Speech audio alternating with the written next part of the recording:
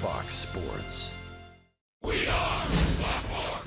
We are Florida.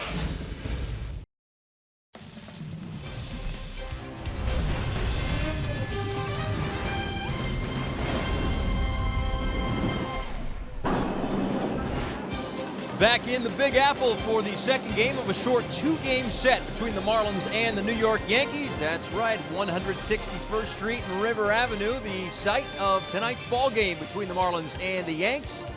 It's a chilly night in the Northeast, as many have been in this first part of this Major League Baseball season. That's okay. It's baseball. That'll warm us up inside the broadcast booth. Paul Severino and Todd Hollandsworth. So we have some good news. JT Realmuto is back in the lineup. He's going to make his season debut tonight. Well, it's great to see. I know it's only been 4 games on the road, but this Marlins team has struggled a little bit offensively. JT Realmuto, one of the best in the game of baseball last year on the road. .317 batting average, OPS up near 900. Great stuff from JT last season on the road. Hopefully he's a bit of a spark plug tonight offensively. All right, so that's the Marlins lineup with that added bonus of JT Realmuto. For the Yankee lineup, they were clicking on all cylinders last night. Yeah, there's no real reason to dive into any part of this lineup and say, okay, well, this is better than the other. I mean, you've got so many examples. Didi Gregorius, Aaron Judge, Garner. I mean, everybody was doing everything last night. They have talent up and down the lineup. It's going to be a great challenge for Harlan Garcia tonight, navigating this tough Yankees team. Well, he navigated in his last start very well, in fact, to the tune of 6 scoreless, hitless innings in his first big league start. What did you like then, and how can he carry that over to tonight? I love his changeup. Listen, he's moving the fastball around the zone, getting ahead, but I love the changeup. It's a pitch that he has developed since last year. You say, what's changed from those 68 appearances out of the bullpen last year to now pitching out of the starting rotation? It's the changeup. He's using it more. It's effective. It's keeping right-handed hitters off balance, and it's getting great results right now. So Garcia goes tonight, his second big league start, and again, so sharp in his first against one New York team. We'll see how he fares against the other New York team tonight. And on the other side of the pitching matchup is Masahiro Tanaka. Now, Tanaka's had his ups and downs over the last year or so. He's been pitching better. Of course, he does not throw the fastball very much. Get this, folks.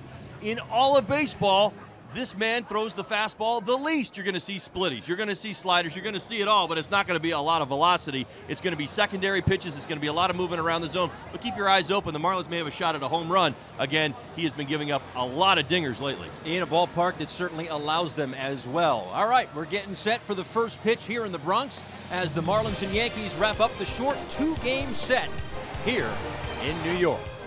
Back with the first pitch in a moment.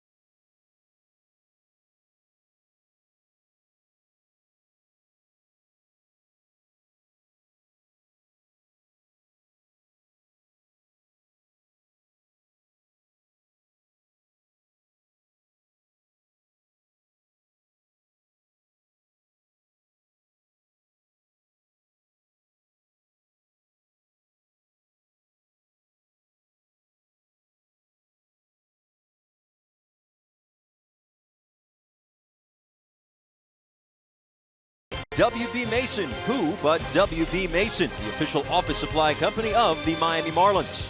Chevrolet is your South Florida dealer today. And by your local Toyota dealer, Toyota, let's go places. Chilly night here in the Bronx as we get set for Game 2. A quick break and then the first pitch in the Big Apple right after this.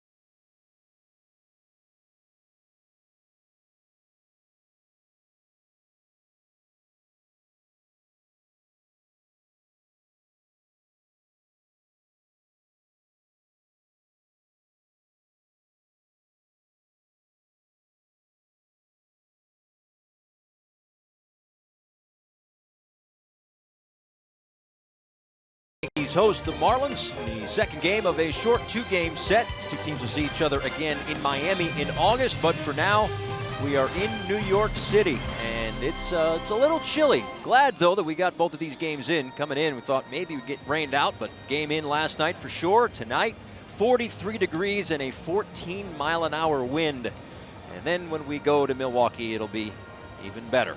Sarcasm. Derek Dietrich is going to lead things off tonight for the Marlins, but as we noted in the open, the guy who doesn't have a batting average just yet will certainly have one by the end of the night, as JT Realmuto is back.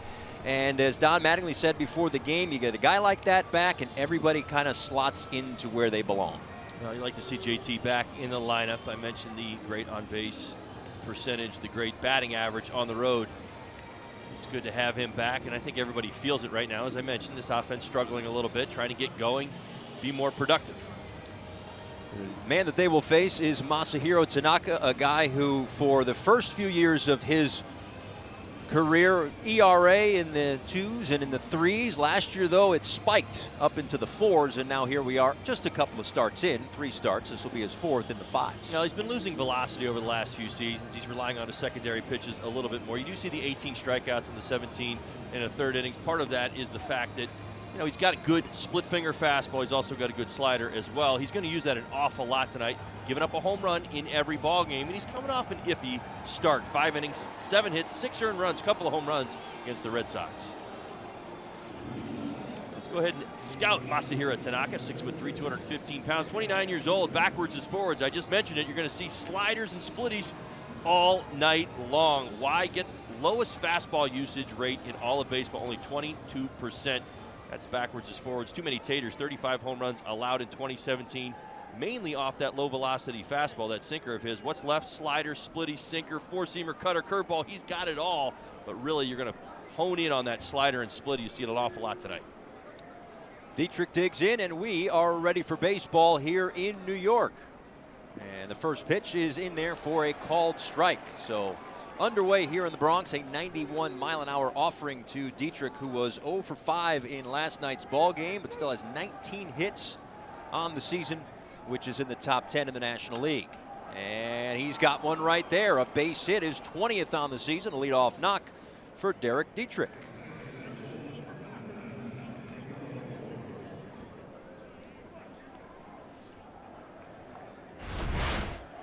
Dietrich starting off the game just right. Back-to-back fastballs. Maybe Tanaka's trying something new, some tricks up his sleeve. Well, Dietrich jumped all over the second fastball he saw with a rocket into right. Good start for the Marlins.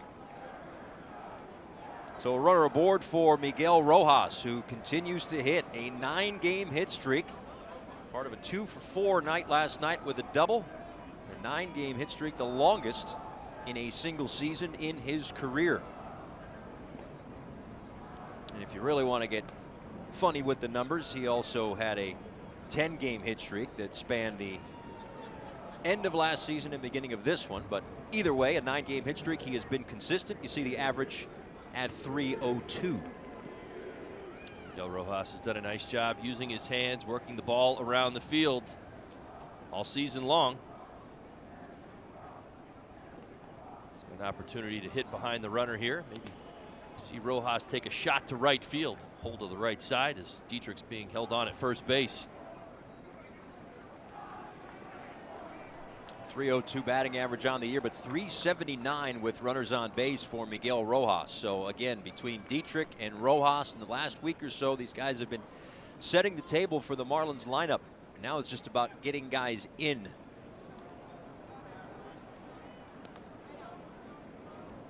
Rojas got off to a fantastic start here in the early going. I really believe that you may have seen JT Realmuto when he was finally going to get back on the field up a little bit higher in the lineup, maybe getting him a few more at bats, but Rojas has done such a nice job in the 2-hole. You really like to use those skills in the position he's in.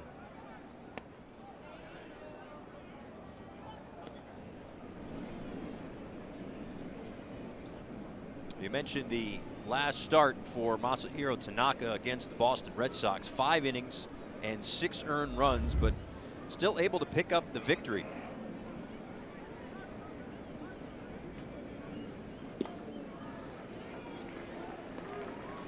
As it marked his most earned runs allowed while still picking up a W in his career. He gave up a grand slam in that game. He started out really well, retired 12 of the first 15 batters. Set down 10 straight in there, but of course the Yankees going through Boston and the Red Sox offense, we've seen that. Hard to keep those guys down. As he issues the walk to Miguel Rojas, and 2 men are aboard for Starlin Castro.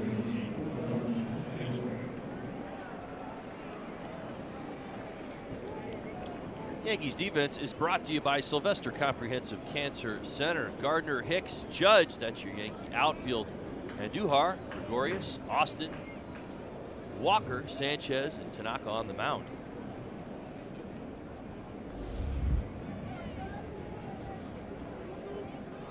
So Starlin Castro, who started the season with 99 home runs, still sitting on 99. 25 of those 99 home runs have come in this ballpark. Of course, spent a couple of seasons with the New York Yankees.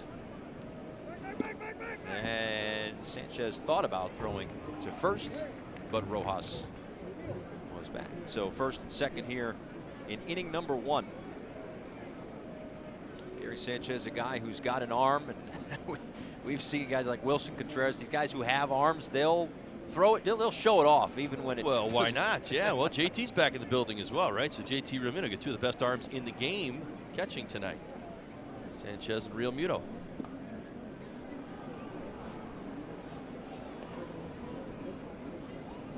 We saw the Yankees working counts last night constantly, just very disciplined group. Wonder if that's going to be the game plan against Harlan Garcia, as Castro is trying to make Tanaka work, wiggle out of this jam here in the first, but the Marlins would like to push a run across, or 2 or 3, get something going early and work from ahead.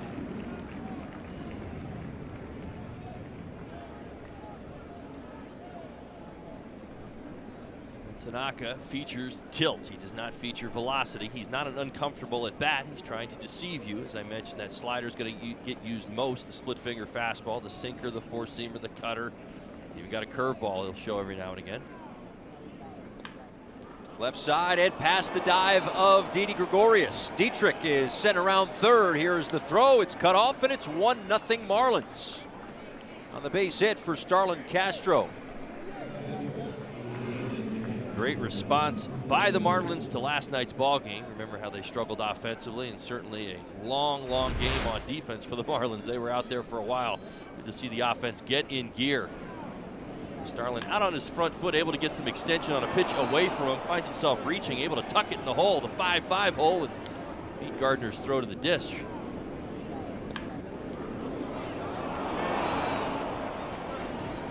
Marlins up 1-0. Still in business. The big man, Justin Bohr, steps into the box. 4 of Bohr's last 7 hits have been home runs. He had 4 on the homestand against the Mets and the Pirates.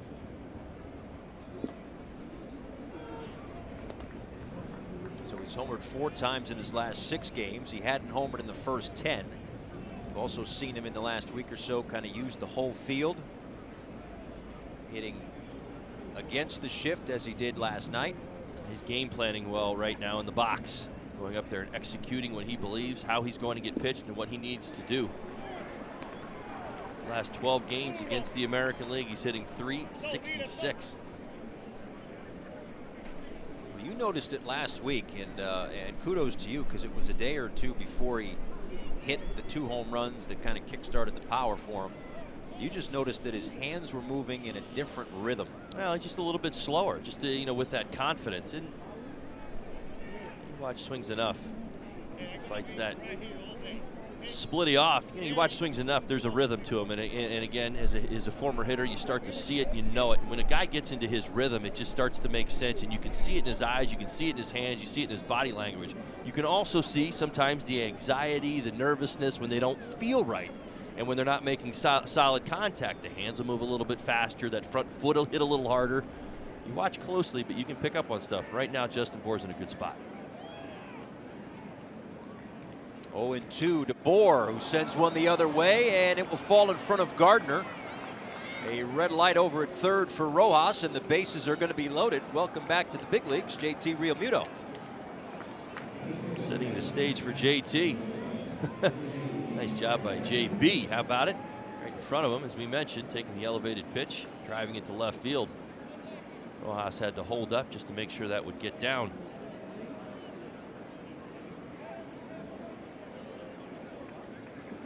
Back-to-back 2-strike singles after the walk have the bases loaded for tonight's backstop, and certainly a cornerstone of this offense for the Marlins.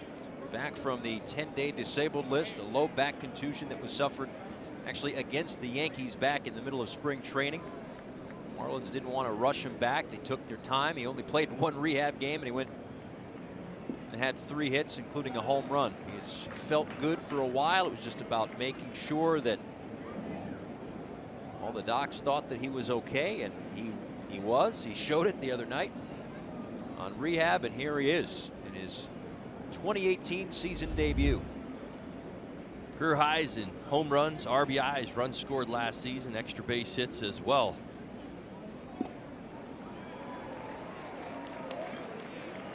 Tanaka in with a split finger fastball, 17 home runs, 65 RBIs last year. As I said, career high, played in a career high 141 games, stole a base every now and again, 8 of them. Just a real solid season all the way through for JT Realmuto in 2017.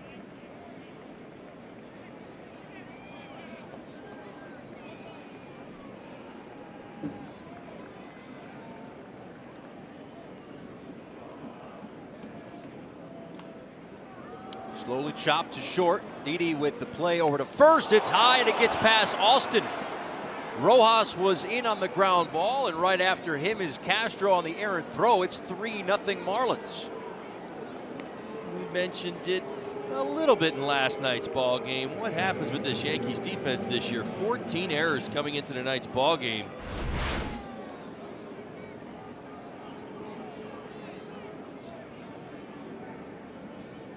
Didi Gregorius, he had a split second more. JT, a great athlete, gets down the line fast, puts pressure on the defense with his speed. Didi looked like he wanted to plant his feet and make the throw, and realized that JT was moving faster down the line, so he's throws on the run. So he kind of went from a little bit more of a standstill to accelerating through the throw, and errant throw is going to cost the Yankees a run. How about it? Marlins up 3-0. Now Didi will get another chance here as he starts the 6-4-3 double play. Brian Anderson is retired. Over to third goes Justin Bohr.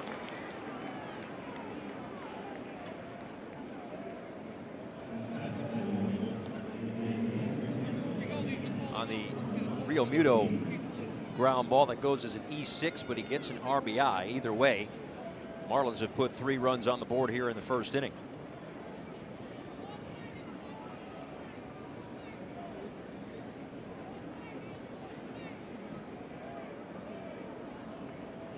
And now it's Tomas Tellez, who's playing first base tonight for the Marlins. Was the DH in last night's ball game.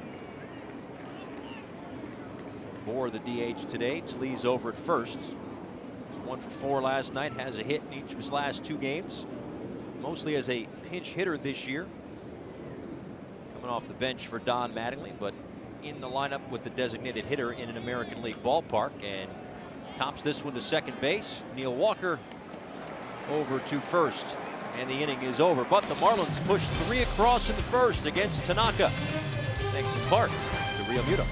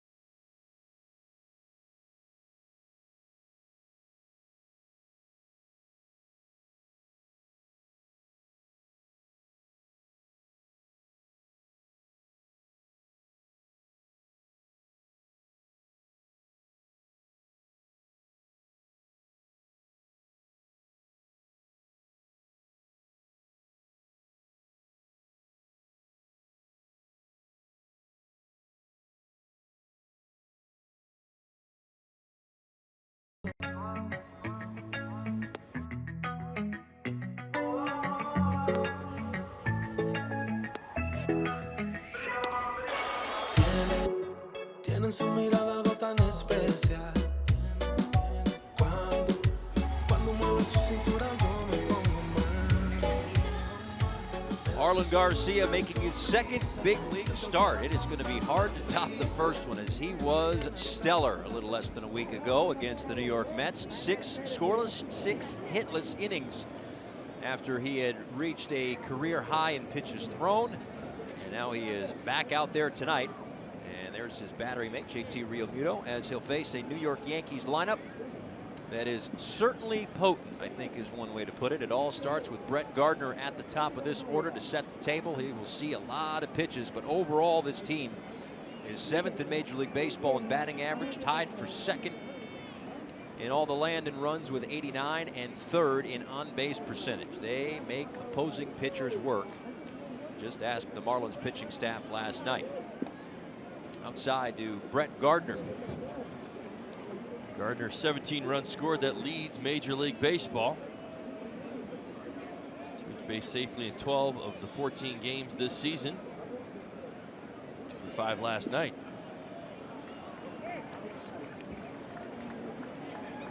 Now you've seen an awful lot. I mean, he pitched in 68 games last year, and spring training obviously this year as well, and the start the other night. 2-0 is in there for a called strike. What would lead you to believe that Arlen Garcia can do more of what he did his last time out. He will give up a hit as a starter this year. That much we can. Eventually, at some point, you're going to get there? May not be tonight, but eventually he will. Well, he's throwing his fastball for strikes. It's great to see. His command has been outstanding. He's pitching with confidence. I mean, even if we say, listen, he's at 3, he's fallen behind Gardner 3-1. We're already talking borderline pitches, and you feel like he's going to get himself back to the strike zone. He's done a nice job of executing and using those secondary pitches, playing off his fastball. That's what I love. I mentioned the changeup in the beginning of the ball game. Good to see. But a walk to Brett Gardner to lead off the first inning.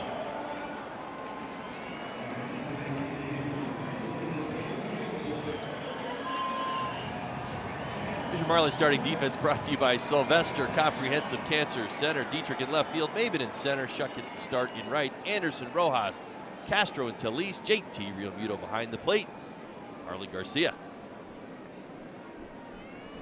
So with Gardner on first, Aaron Judge digs in and takes strike one. Judge hit a home run in last night's ball game, the 60th home run of his career in his 197th career game. Fewest games to reach 60 home runs in baseball history. Well, that may in fact be the biggest challenge for Garcia tonight, is knowing what he watched last night. And sometimes that can be it. We talk about how much the game gets into your head. We saw Aaron Judge on display last night. Watch this. I'm not going to dare say a miss hit, but a fastball over the outer third. And then you saw the extension, the short compact swing to the point of contact, and then the finish. Man, he's got power to all fields. I was watching batting practice today. He hits balls to right center field where lefties don't hit balls to right field. I mean, he's got so much power. Yeah, standing around the cage, even his teammates who see him every single day, even they ooh and ah. I was watching the lefties. He was hitting the ball farther out to right field, right center field than the lefties were to right field. Of course, won the home run derby at Marlins Park last year during the All-Star break. Kind of like a traveling home run derby, this young man, who was ahead in the count, 2 balls and 1 strike.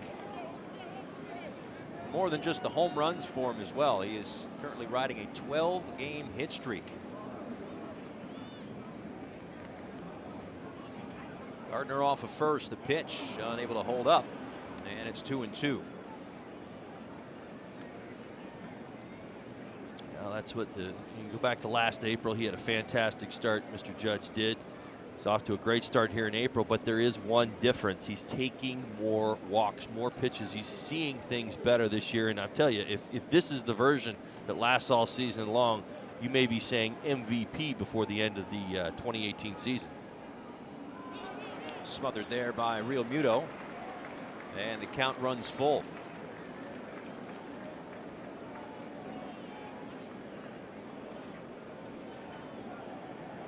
You almost heard the chance of MVP for Aaron Judge last year. Finished second behind Jose Altuve, but he did take home some hardware. A silver slugger that received the trophy last night, and also a unanimous Rookie of the Year last year for Aaron Judge. And the 3-2 pitch misses. Back-to-back walks. And that will bring up Giancarlo Stanton. Well, extra base runners can be problems. Very problematic with this Yankees lineup. It's the one thing they've done particularly well in the early going. Yes, we talk about the slug, we talk about the home runs, the extra base hits, but Harlan does not want to play with too much fire. We saw last night that this Yankees lineup will not travel outside the strike zone very often.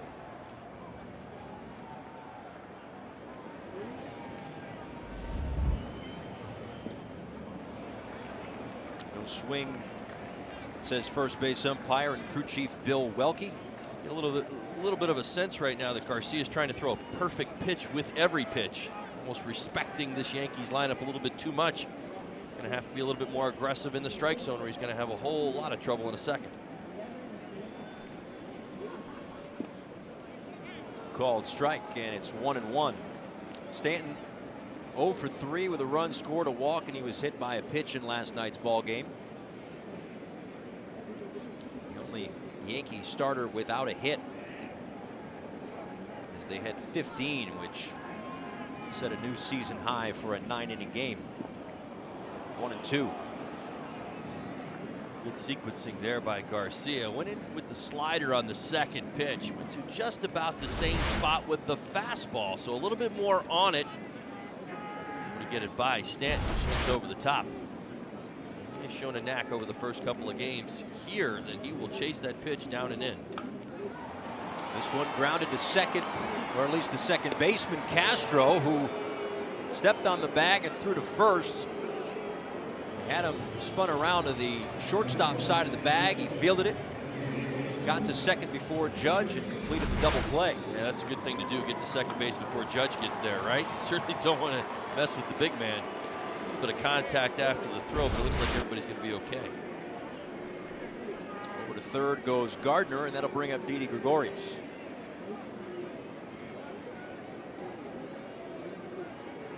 Didi had himself a very nice night last night, couple of home runs. Leads the American League with 12 extra base hits, and he's second with 16 RBIs. The Yankees became the first team in Major League history last night to record 6 individual multi-homer games within the season's first 15 games. That tells the story, doesn't it? Do not lack power. This guy's done it twice. By the way, that ties a Yankee single season franchise record, and we're in game 15. Yeah, I mean, there's some nice names on that list too. That's the Toyota trend, and a trend for the Yankees, no question about it, in the early goings of this season.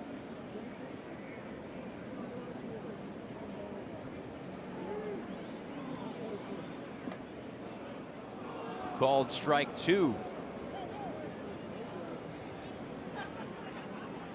And Garcia 1 strike away from wiggling out of back-to-back walks. Rolled a big double play ball on Stanton. Gardner off of third, and a 2-2 pitch will be on the way to Didi Gregorius after he calls time. But it will be the 20th pitch of this first inning. Well, it certainly helped set the tone maybe for today. The Marlins have had such issues in the first inning. 18 walks as a team. That leads Major League Baseball. Talked about many times, obviously the run differential at -46 for the Marlins. I mean, the runs have been hard to come by, but they've been playing from behind so much, which has also been very problematic. Doing their best to compete. Love to see Garcia make a big pitch here and get out of this inning. Just off the edge, third walk of the inning. And that'll bring up Gary Sanchez.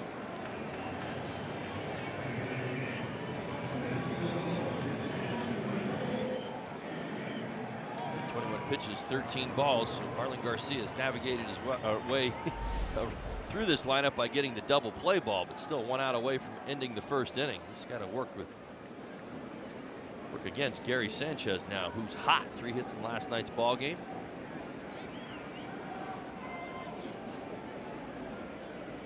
The Marlins threw 217 pitches in last night's ball game, and that was only 8 defensive innings worth. Yankees made him work. They're making Garcia work tonight. Called strike on the breaking ball to Gary Sanchez. Sanchez 8 hits in his last 18 at bats.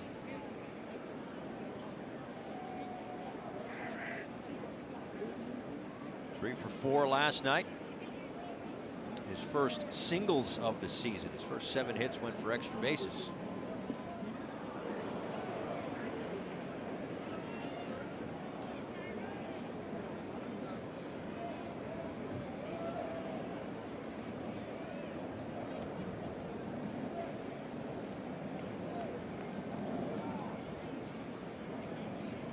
Sanchez, along with the aforementioned Aaron Judge and Giancarlo Stanton, taking home the Silver Slugger awards last night. They were presented to them before the game, but he's been anything but a Silver Slugger so far this season. At least he started the year. 2 for 36, deep behind the bag, long throw by Anderson and dug out there by Tellez. A nice defensive play across the diamond. Garcia worked in the first, but he keeps the Yankees off the scoreboard. Marlins lead this one 3-0.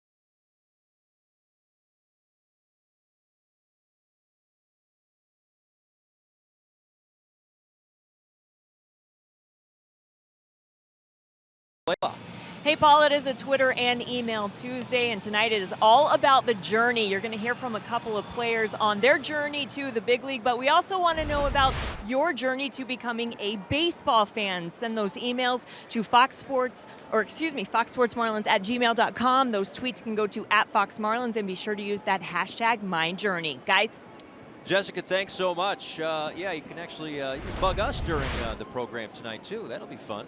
At HollyTime28, at Severino MLB on the Twitter and Instagram for me, and we'll get to some of those questions and comments and journeys throughout the ball game. It'll be fun.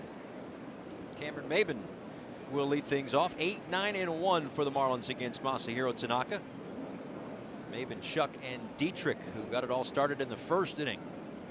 Maben squares to bunt. It will fall right there in front of home plate. The throw for Sanchez.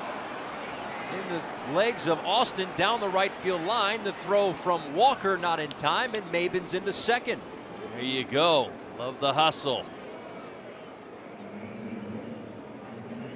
Now, not a perfect bunt, but putting pressure on this Yankees defense. Paul, as I mentioned, coming into tonight's ball game, not good. 14 errors. So Maben gets the bunt down. Sanchez jumps out from behind home plate. We talked about he's got a cannon of an arm. He relies on it right here, but it's not a perfect throw to first base. It's like a little sand wedge. It comes, settles in right in front of the mound. We're going to give him a single and an error. Way to hustle by Maben, picking up the ball down the line and able to get himself into scoring position.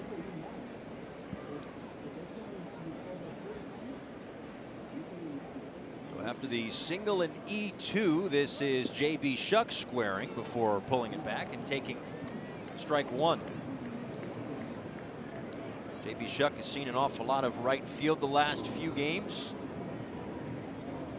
as Lewis Brinson continues to kind of refine things a little bit. Don Mattingly said before yesterday's game that Brinson wouldn't start the two games here in the Bronx.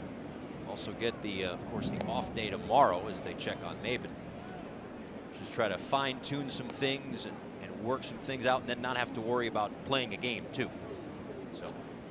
Kind of resetting the switch. It's kind of going back to the beginning, back to the basics, kind of getting away from the game, watching. Sometimes you can learn an awful lot just by being in the dugout and watching everything that goes on around you. You can slow the game down a little bit. I'm sure if you were to ask him, he would tell you this game has gotten pretty quick in the batter's box, and when you get up there and you kind of trying to dig your way out of a slump, the game speeds up and it accelerates, sometimes at a speed you can't control. So on Mattingly, which I think is absolutely the right thing to do, kind of giving him a couple days to gather himself, take a deep breath, and let the young man kind of find that swing again. And 0-2 to Shuck, right side. Going to be a productive out. Flip to first. Tanaka there. And there's one away, but over to third goes Maben. I like to see it. At a minimum, does his job. Hard hit ball. Could have been a base hit. Hits it right at Austin at first base, but again, goes Maben over to third. This is the way the Marlins have to play. Get him in, get him over, get him in.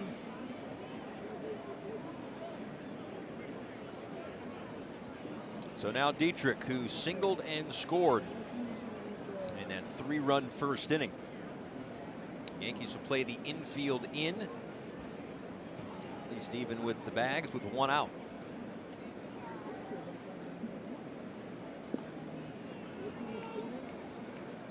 I know it's not the game plan, right? You don't want to lose 20-1. You don't want to lose 12-1. But the following day, in both instances, the Marlins have scored 3 runs. It's a good test. You respond, come out, put together good at bats. You got a game plan well. And they have. The second, off the glove of Walker, and it trickles into center field. And Maben's going to come in to score. It's 4-0 Yankees. Marlins, rather. How dare you? Well, you know, can't win them all. Well, contact has been vital first time through the lineup, and you see it once again. Of course, a couple of ground balls have gone the Marlins' way. They'll take it.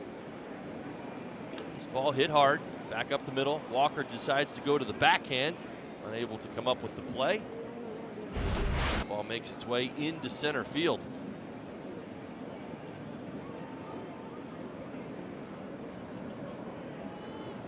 5th hit for the Marlins. And 2 errors for the Yankees in this ball game as well. That one was not. Dietrich on the run, and the ground ball to Gregorius at short, and they double up Rojas. But the Marlins score another run and have a 4-0 lead as we go to the bottom of the second here in the Bronx.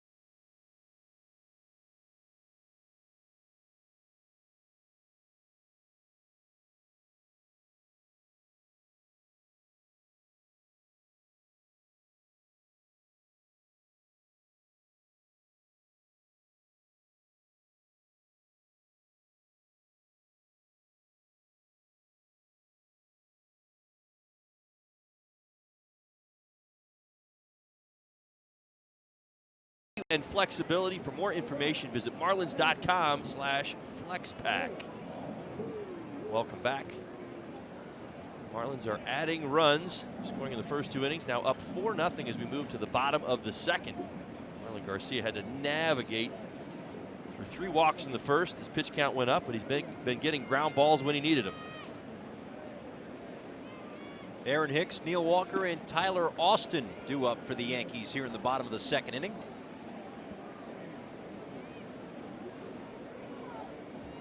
Now, of course, the weather conditions are much different here than they were in his first start. So who knows if that's led to some of the walk issues, the lack of control, at least in that first inning. But the 4-run lead has certainly got to settle this young man down. Well, I really do believe it's the awareness. I mean, listen, he was here yesterday. It was cold. He knew tonight was going to be cold. You've got to make pitches in big spots. He's a young man trying to figure out how to obviously start and get through not only an inning like he did last season most of the time. Hicks out to center field. Maven going back, still going back on the track to make the catch. One long out here in the second. Nice job by Cameron Maven getting his way all the way back to the warning track. Garcia certainly knows he needs to be more aggressive than he was in the first inning inside the strike zone. Good job by Maven, even peeked to see the wall. How about it? Well done. Made it look easy. That's a tough catch. Know your surroundings. He did it. And he picked up the ball immediately. Last night's ball game, there was a fly ball in the shallow left center field. You could see it immediately. The ball went up in the air. He didn't know where it was. It fell in, but that one, he had it all the way. 0-1 to Neil Walker in the starting lineup in tonight's game, despite the fact that he is 0 for his last 12. And into the glove of Castro, 0 for his last 13. 2 outs here in the second. Now, you mentioned it yesterday, Paul. I think it's a great point. Even that short fly ball that we saw that fell in, kind of a little Bermuda Triangle where Maven was on his own.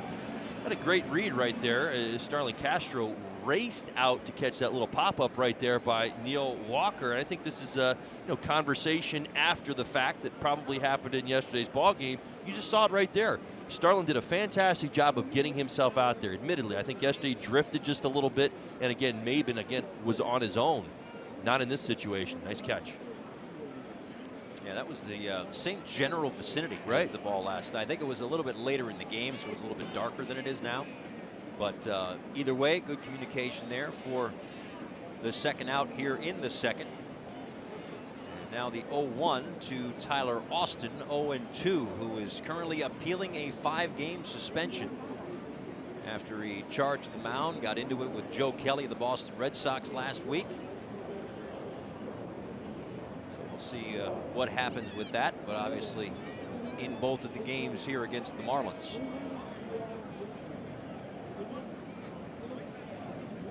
Five-game hit streak currently going for Austin. Was 2 for 4 last night. A run scored, a couple of doubles. 8 hits in his last 17 at-bats. Seems to be a common theme with this Yankees lineup, Paul. They do collect a lot of hits, but it doesn't look like they will collect any here in the second. A 9-pitch inning after a 24-pitch first to kind of reset the pitch clock a little. 4-0 Marlins.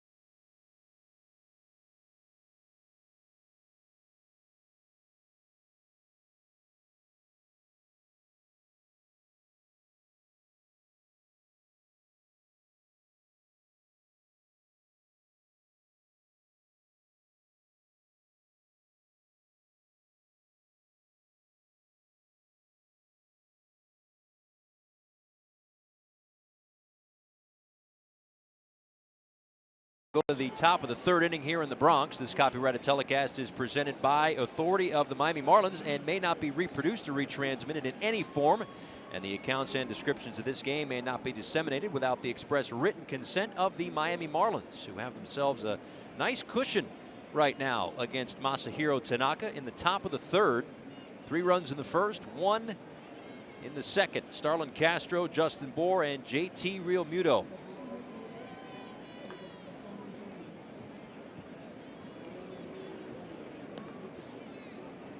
Castro had an RBI single back in the first inning.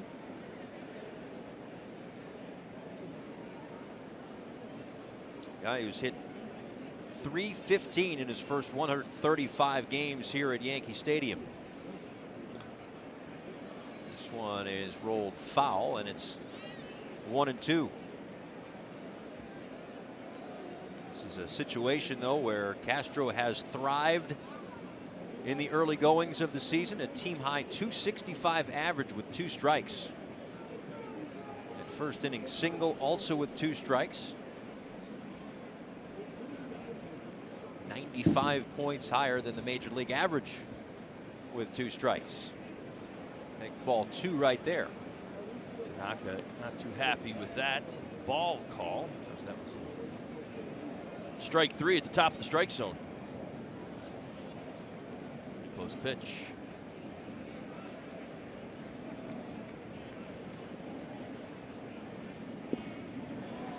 Comes up empty, and that's the first strikeout of the night for Tanaka.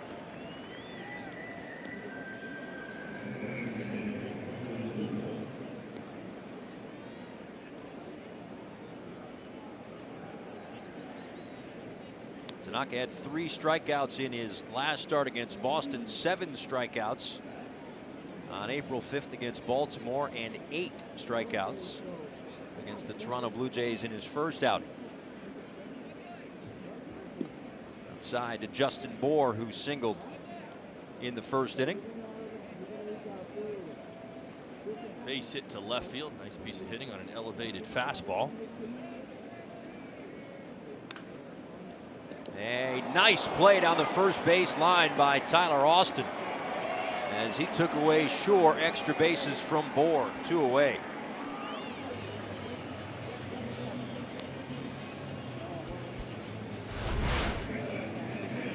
Hot shot off the bat of Justin Bour once again. He's hitting everything hard. It's going to be our fresh catch of the day. Bonefish Grill fresh catch of the day. Nice play by Austin, going into foul territory and beating the big guy to first base.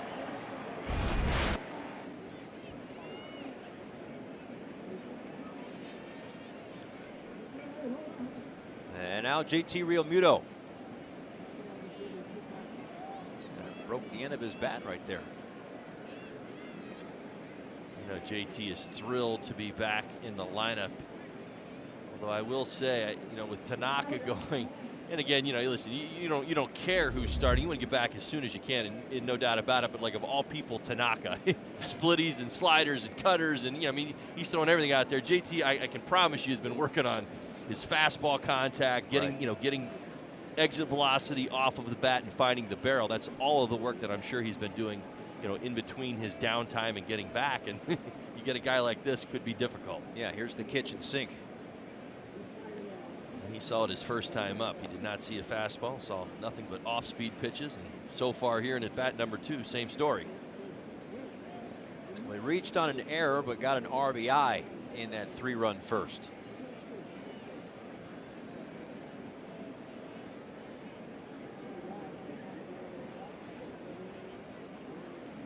Now the 1-1. 1-2. Well, that's where Tanaka can be a bit sneaky. Again, as we mentioned, 6 or 7 consecutive pitches that were off speed, and then he throws 91 miles an hour, and you find yourself sitting on those secondary pitches. Trying to slow your eyes down. And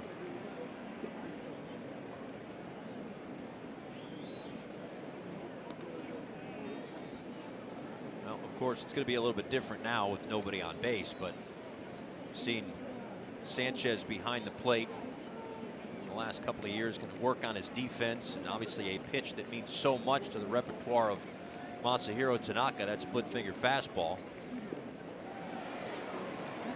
And that is the second strikeout of this 3rd inning. We're through 2.5. Marlins lead this one 4-0. We will see Aaron Judge batting 3rd when we come back.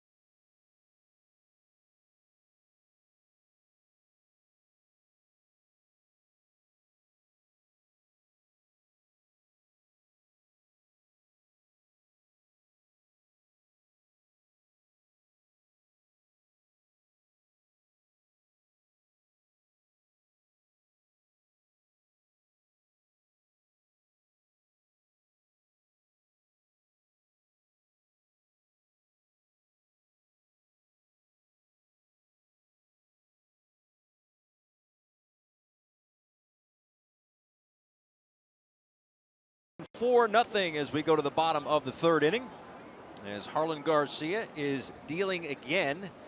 He has issued 3 walks, but the bottom line is, as a starting pitcher, still has not given up a hit going back to his last start.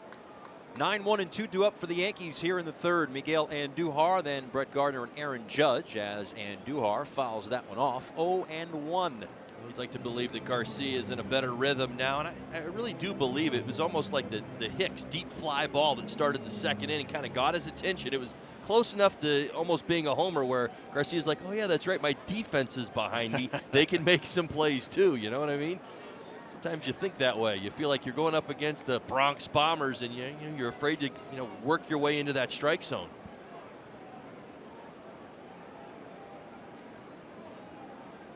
Starlin Castro, former member of the Bronx Bombers, as we noted. And Duhar down the left field line, but that will reach the seats. Still 0-2. And Duhar's been getting a lot of time at third base in the early going for the Yankees.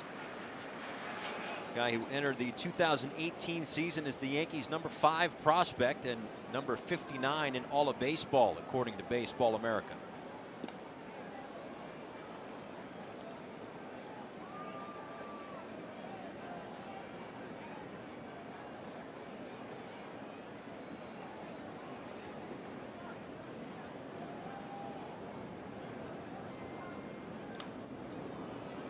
To Anderson, throwing on the run, and Talese is able to haul it in, 1 away. Hey Marlins fans, now you can stream games live on your mobile device with Fox Sports Go, presented by T-Mobile. Download the app, take Fox Sports Florida and Marlins baseball wherever you go. Well, for Garcia, he walked 3 of the first 4 hitters he faced tonight, but that's now 5 consecutive first pitch strikes. Getting ahead with strike 1. It certainly sets up his changeup, gives him a chance to throw it as well as the slider. When you fall behind, you become predictable. We've talked about it many times. This Marlins staff has dealt with this. We mentioned the walks in the first inning to start a game. What does a big league hitter do when you're working around the strike zone, not throwing strikes? The strike zone gets smaller. It doesn't get bigger.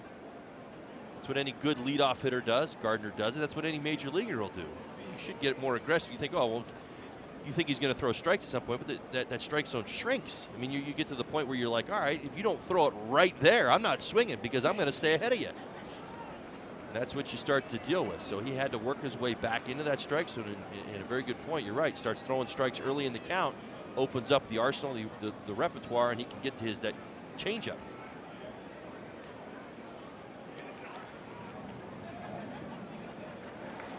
And the second time Gardner has drawn a walk in this ball game.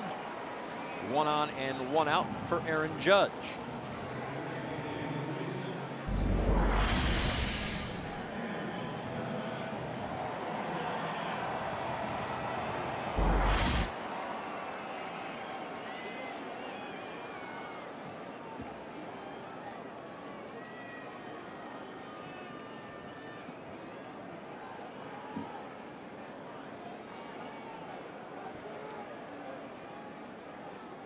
Judge walked in the first and takes ball 1 here in the third.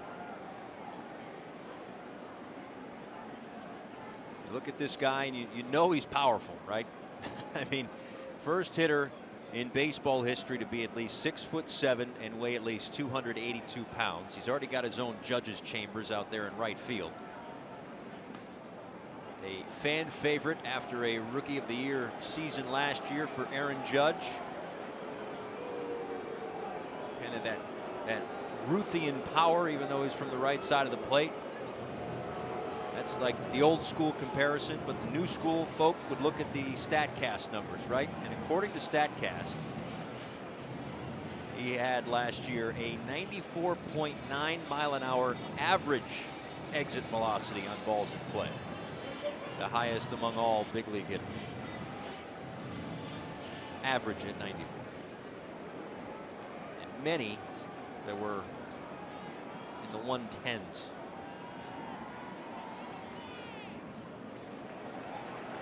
Man actually broke StatCast once or twice last year. Did you know that? He hit a home run in Seattle, and you know how I get a little nerdy. I go over here, I find, I want to see how hard that was hit, how far it went. Did that last year. Didn't register. It's like 470 some odd feet, but it was like out of Safeco. Explain to me how you break StatCast, though. I love it. I'm trying to picture a box somewhere in the stadium that somehow got broken. But I've got to believe StatCast is invisible. Yeah, it's floating it around is. the It's stadium. all around us. We are all part of StatCast. We're all in StatCast. We're all in it. Yep. Well, I'll tell you what, Harlan's struggling with the top of this lineup, and I really do believe it's more psychological than anything. And again, we mentioned at the bottom of the lineup, he really got keyed in, was throwing first pitch strikes. The arsenal starts to open up. You flip it over to Gardner, and Gardner, he walked him on 5 pitches his first time up, walked him on 4 pitches. Now his second at bat and is kind of messing around with Judge.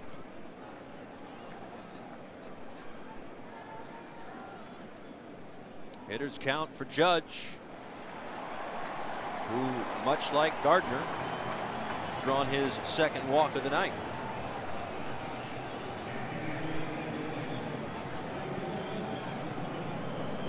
It's already 5 walks for Garcia in this one. 2 on and nobody out. Very similar, in fact, exactly the same as the situation back in the first inning when he got Giancarlo Stanton to ground into a double play. Well, he certainly needs that here. He'd like to get it. Giancarlo Stanton DHing again tonight. 3 for 19 so far this season as the designated hitter, with 7 strikeouts. I'm not sure he'll say one way or the other. It's still pretty early. But I certainly know that Giancarlo Stanton loved to play defense. If he's in this DH role too long and the results don't come, I think you'll hear about the frustration. Now the flip side of that, allow me just to play devil's advocate, is that he knew what he was getting into. He did. I mean, it certainly was part of it. I certainly get it. But, he's speaking from a position of not, really knowing what the DH is all about. He's been a Marlin his entire career. And even though sometimes you maybe agree to something, with the idea or the hope that it would be something else, having never really consistently lived it or done it for an extended period of time, it's really hard to kind of judge the role. So now that he's in it, merely my point is this: if the struggles continue, and a lot of his struggles really have been here, as I mentioned, the 3 for 19 as a designated hitter, but he's also struggling at Yankee Stadium. You want to get out of it, and it's got to, he's got to find an answer somehow to get better production. Certainly saw it last night in his first time up, a couple of walks, and he was out on his front foot. See some numbers there. 0 for 5, he's got 2 of those games. 16 strikeouts last week. He's on pace to strike out 288 times this season. That highlighted note there is fascinating. Now we talked about this before. You look at these numbers, historical perspective, and Yogi Berra never struck out, and Joe DiMaggio 13 strikeouts in an MVP season. The game has changed. Hasn't changed that much. Not this much. That's a big number either way you wrap your mind around it. 288's a lot. I'm just saying guys in general strike out more now than they did in the 40s, 50s, Absolutely and 60s. agree. Absolutely agree. But that's still eye-popping. Wouldn't you agree? Yes, no question. 3-0. Got the green light. Fouled it off. He helped out Harlan there. Pitch was down out of the zone.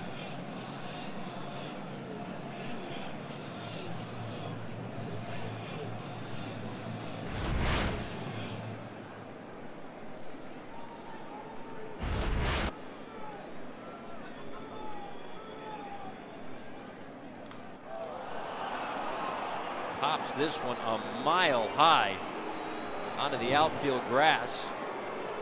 Starlin Castro put that one away. Huge second out. Well, by chasing the fastball down and in, exposed himself a bit on the outside part of the plate. Harlan went back out. Two-seam fastball, 92 miles an hour, able to get the pop-up. Nice job, but still a big time hitter. Didi Gregorius stepping into the box. This inning, well, some work that needs to be done. Gregorius walked in the first inning after a 2-home run night last night.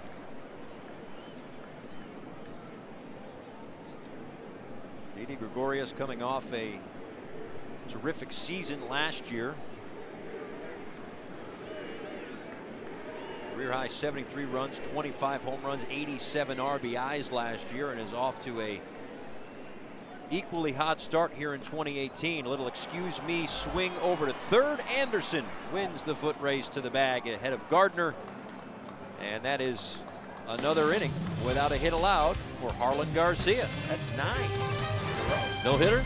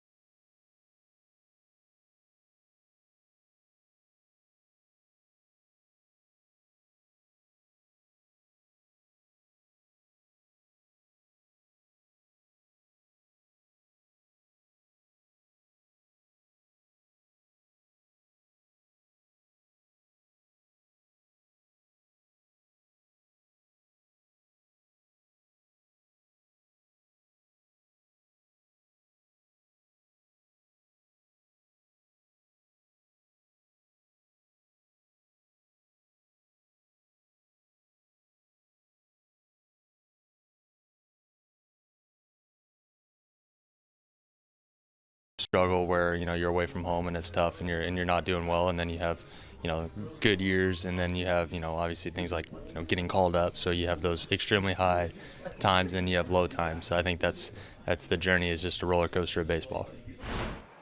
That was Brian Anderson on his journey to the big leagues. How about this tweet from Alex on how he became a baseball fan? When he was 7 years old, he was experiencing his second open heart surgery. He spent a lot of time in hospital beds and turned to baseball for comfort. That is when he fell in love with the Marlins. We've been talking about my journey tonight because we've got an awesome show that's premiering tomorrow night on Fox Sports Florida at 7:30. It's called Cape Cod Journey to the Big Leagues. Guys, that's going to be a good one.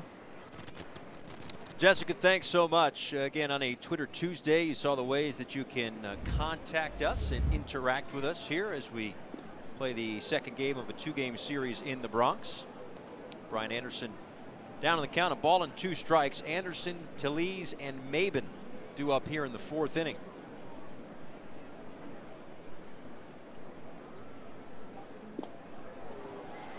And that is the 3rd strikeout for Tanaka. He had 2 in the 3rd, and now 1 to lead off the 4th. Well, split finger really starting to work for Tanaka as it finds the bottom of the zone.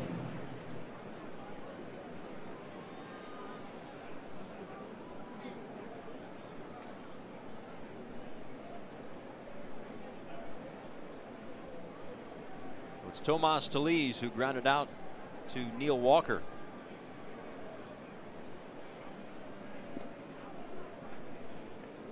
That ground out back in the 1st inning ended that 3-run first for the Marlins.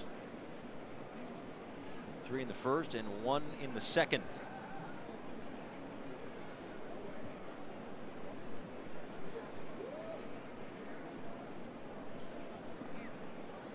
Called strike 2 Tellez. Well, Tanaka has certainly settled in after allowing 7 of the first 10 to reach. He's retired 5 in a row. So that's good for the Yankees, but for the Marlins, Already got 4 runs against him as Talese shoots one down the left field line. It rattles around and it actually hangs up in the corner. It's going to be an easy 2-base hit for Tomas Talese with 1 out here in the 4th. 3-game hitting streak for Talese. Great piece of hitting, keeping his hands inside the baseball and on it.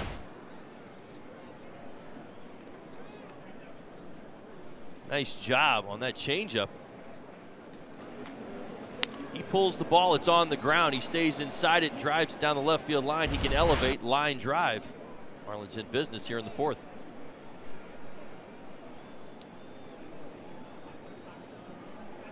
That will bring up Cameron Maben, who, like many of us, is bundled up tonight. All the way to the nose. All the way up there.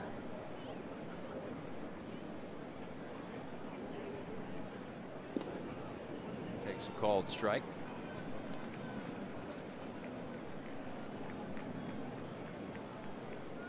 Well, that kind of mask that he's wearing kind of reminds me a little bit of this one of these Twitter questions about players wearing more of the face guard on their batting helmets this year. That one from Patrick. We appreciate the input. We've seen more of that. I know Stanton wears one and Jason Hayward.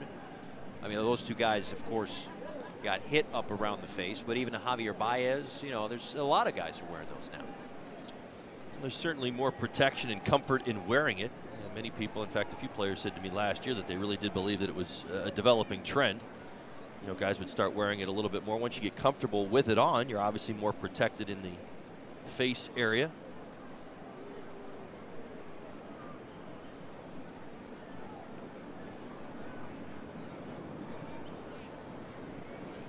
I imagine it's a little bit like, you know, the elbow guards. Gives you a little bit, you know. Everybody's got one now. Yeah, everybody's got one. But also, you know, it gives you a little bit more comfort just in terms of safety while you're up there.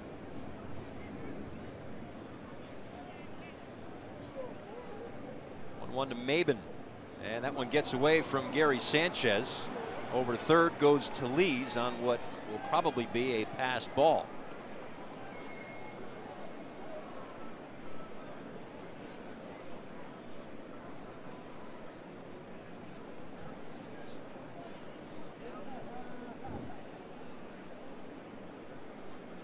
Is in fact a passed ball. Marlins Live, the pregame show Thursday, 7:30. Craig Minervini, Gabby Sanchez in the studio. Second stop on the road trip to Milwaukee. See Dylan Peters again, and a quality start in his last time out. In the dirt. So again, the 2 here in the Bronx, and then we'll head to Milwaukee, which apparently is tropical right about now at 31 degrees. And then off to LA. Snow is in the forecast for tomorrow. I already told you. I'm not leaving the hotel room. I'll probably sleep for 14 hours. Infield in. Here's the 3-1. Now 3-2. Tanaka able to sneak a fastball in. This game situation has now changed. The pass ball allows Talese over to third base. Maben looking for contact. Yankees have the infield in. Everybody at the edge of the grass. Didi Gregorius cut back a couple steps.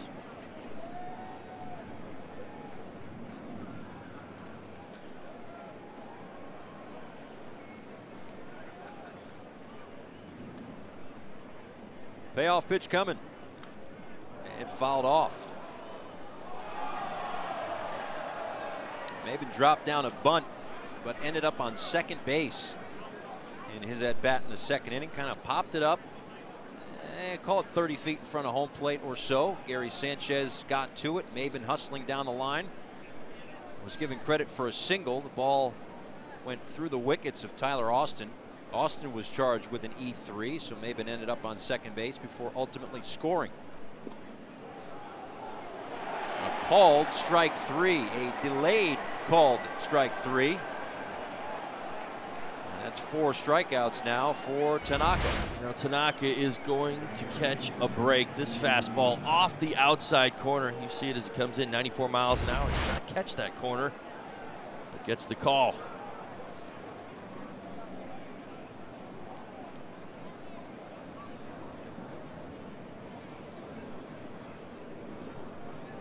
2 strikeouts in the 3rd for Tanaka, 2 strikeouts here in the 4th.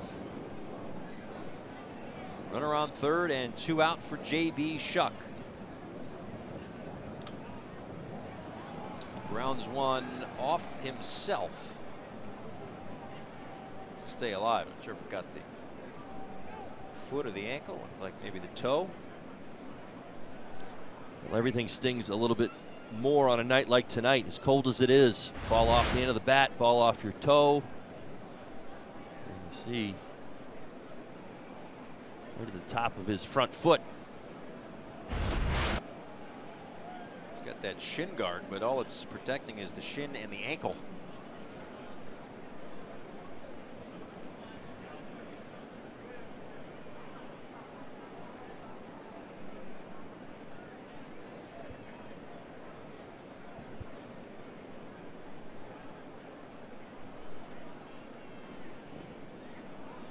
Wear a shin guard?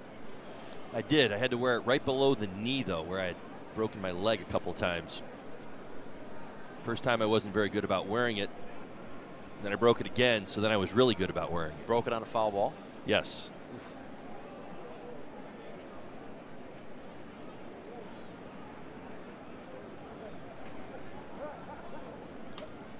Chopper to Gregorius.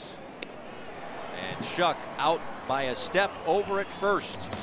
Marlins strand 1, but still have a 4-0 lead.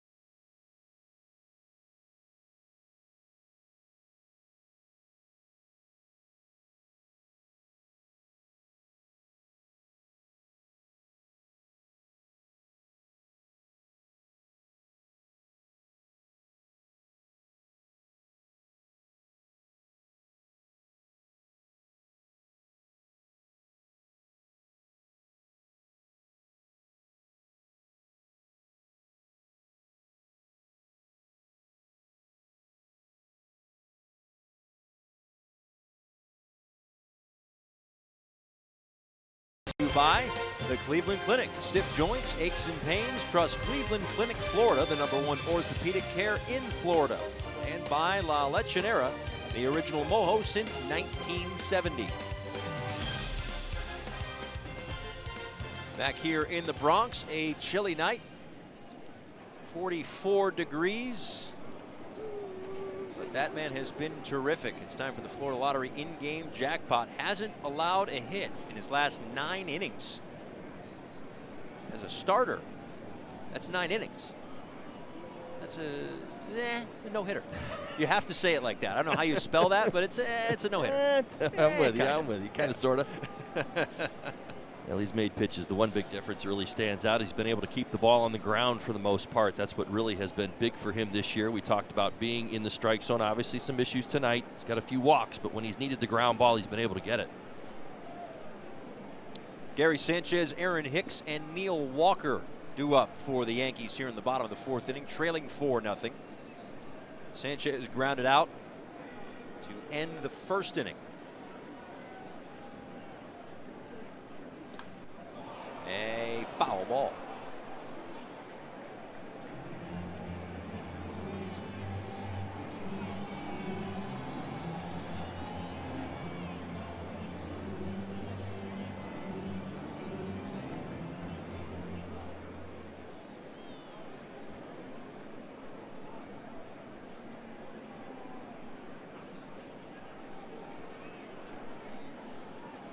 4 of those walks in the first 2 guys in the Yankee lineup.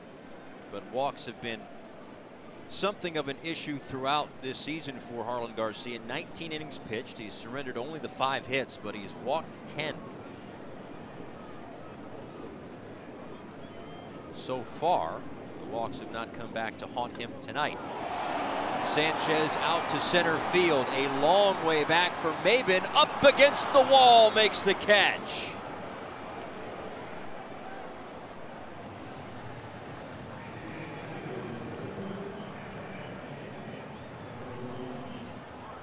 We talked about Garcia trusting his defenders. Nice job once again by Cameron Maben. Gets back to the wall, gets the shoulders square. This was not going to go out, but it certainly would have been trouble off the top of the wall.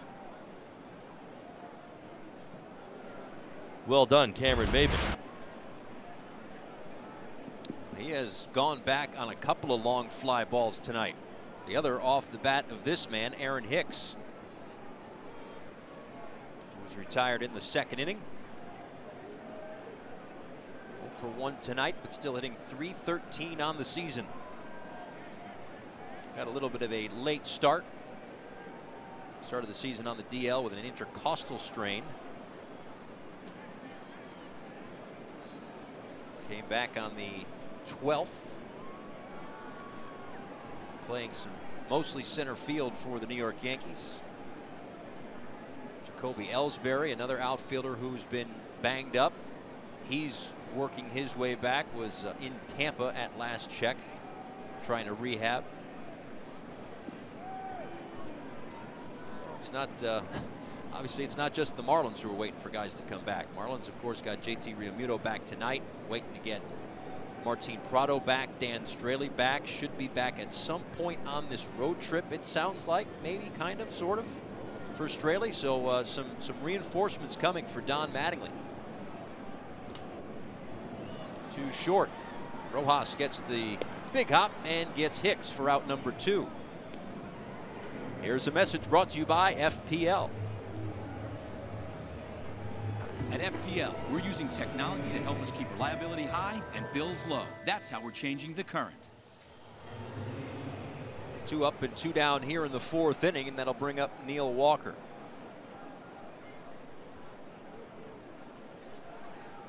Neil popped out in the 2nd. Starlin Castro extended that hitless streak. 0 for his last 13.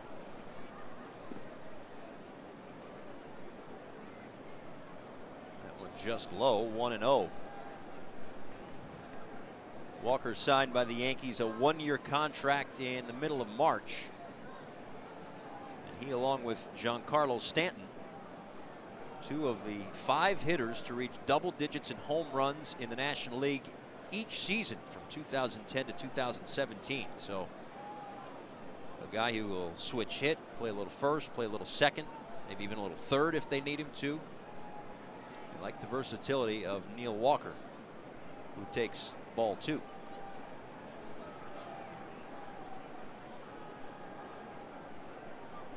Walker spent a little time across town with the New York Mets in 2016 and 17, then was traded to the Milwaukee Brewers before ending up here in the Bronx.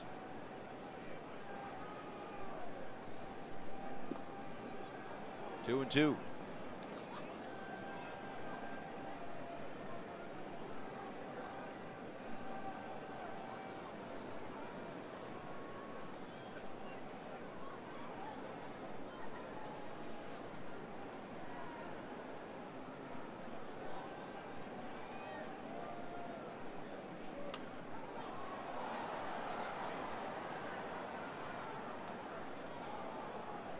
That last pitch was the 67th for Garcia. Of course, he does have the 5 walks, but what was he, upwards of 25-ish pitches in that 1st inning? Well, you see the splits, 33 balls, 34 strikes. Explains the outing tonight. He's made some very big pitches in some big spots, but you're right, the walks have driven that count up.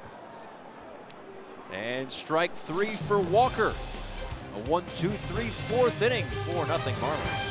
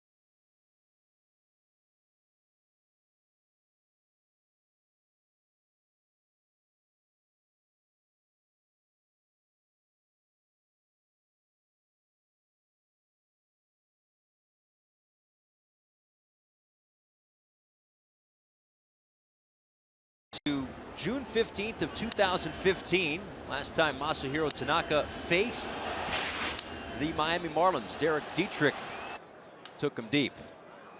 This a roller to short. One pitch, one out here in the fifth.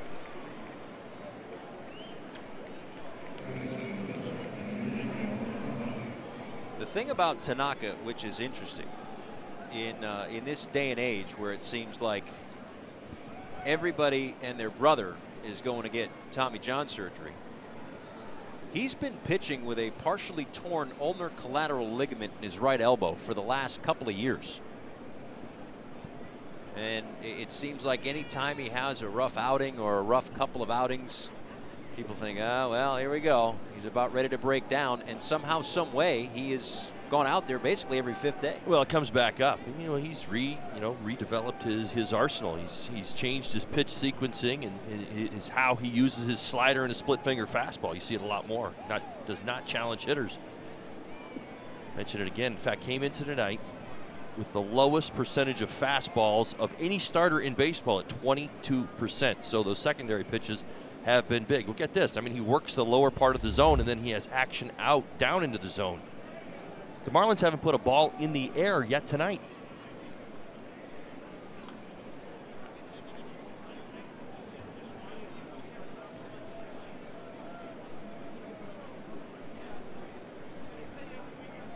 That's says it all. It says it all, and yet somehow the Marlins still have a 4-0 lead. Well, they found some holes. They put some good swings. Again, hard ground balls that have gotten through the hole.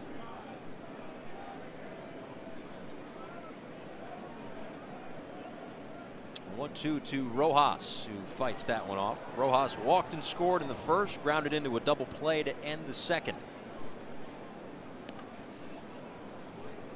Riding a 9-game hit streak.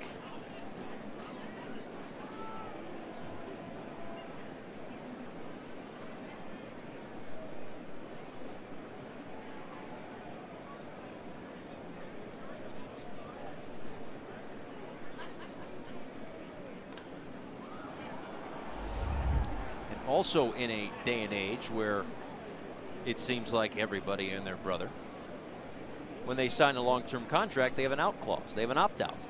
Well, Tanaka did. And he had that opt-out option last year, but he declined to exercise that. So he is going to finish up this 7-year, $155 million contract through the 2020 season. Rojas left side, and Duhar dives from his knee and picked nicely by Austin over at first. Wow. Slick play on both ends, 2 away. My goodness, and Duhar. What arm strength. That from one knee. Hard hit ball to the left side. Watch this. I thought his choice to throw across the diamond with one knee down, I thought that was going to get Rojas the base hit. My goodness. Austin, nice pick at first base. Nice play by the young man. So nobody on, and 2 out for Starlin Castro. Fouls the first pitch off. Castro, an RBI single in the first, also came around to score and was the first of 4 strikeouts tonight for Tanaka.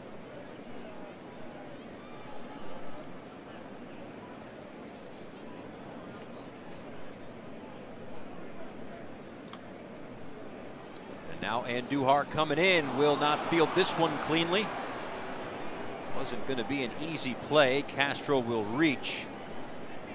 We'll see how they score it, but either way, it's going to be a base hit. Okay.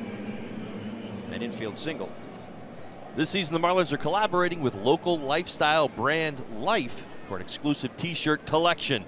During select games, you'll be able to get a Marlins-inspired Life brand t-shirt with a special bundled ticket to the game. For games and dates and to purchase your collection of 4, visit marlins.com/offer.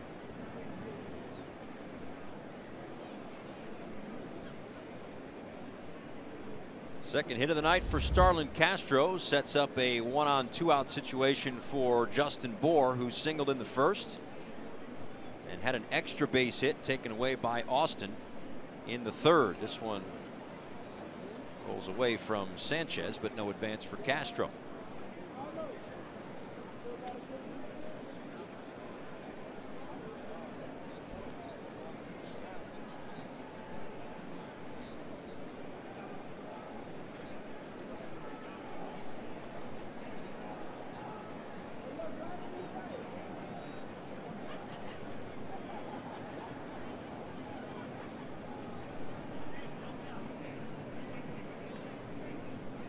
So Bohr, the DH today, played first base yesterday, came in as a pinch hitter on Sunday and homered.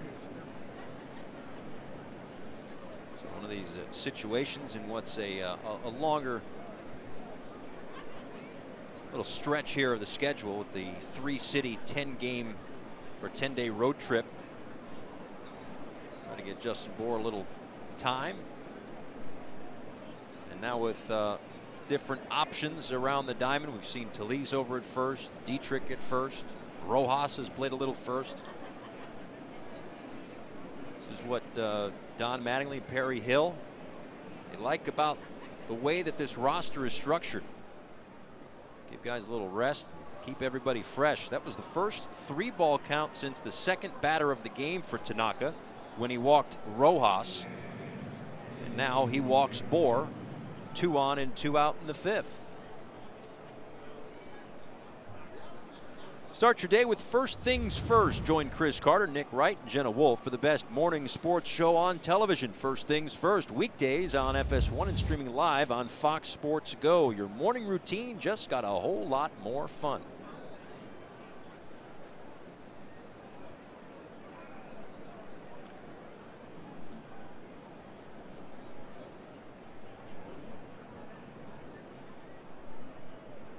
Realmuto takes a look at ball 1. He reached on an error, got credit for an RBI in the first inning, and struck out in the 3rd as he's making his season debut tonight.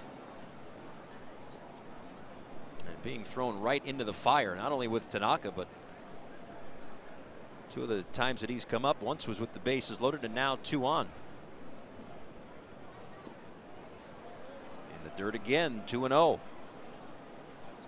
Clearly unfazed by the cold temperatures here at Yankee Stadium. First game of the year, sleeveless. Oh, yeah.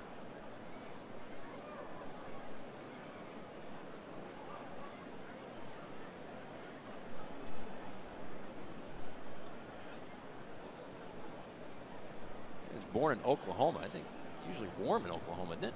It's not like he's used to this.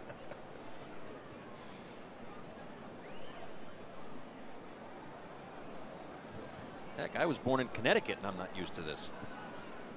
At least not this time of year, not mid-April. All across Major League Baseball, weather has been an enemy. Was it Sunday? There were 6 postponements. Yankees got a doubleheader rained out in Detroit on Sunday. Called strike to end a string of 7 consecutive balls thrown by Masahiro Tanaka. Tanaka being very careful with the middle of the Marlins lineup. Bohr swinging the bat very well. Walked him on 4 pitches. JT Realmuto just back.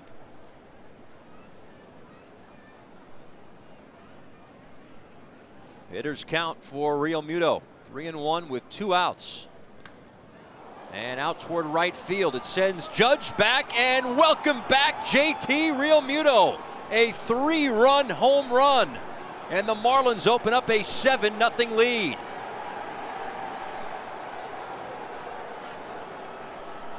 We mentioned the strong numbers from 2017 on the road. 4 RBIs, his first game of the season here at Yankee Stadium. 3-1 pitch from Tanaka.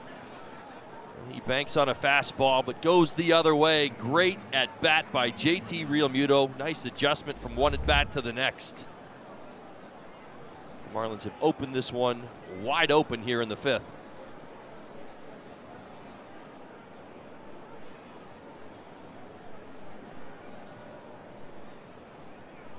Now it's Brian Anderson.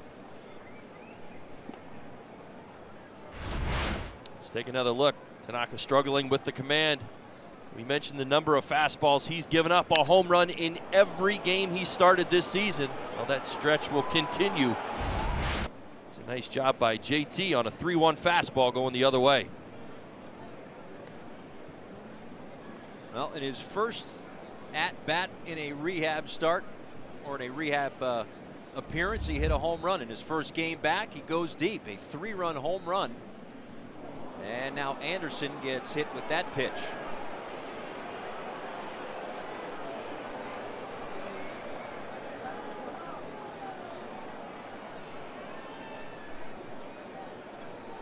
Ray Rothschild is going to come out and talk with Tanaka, who last year had a 21.2% home run to fly ball rate last year, or per fly ball, right? Only qualified pitcher with a rate over 20%. I mean, this guy gave up the home run ball last year. 35 in total in 2017. Not surprising. Secondary pitches, when you use so many of them and you're bound to make mistakes, those mistakes a lot of times get hit a long way.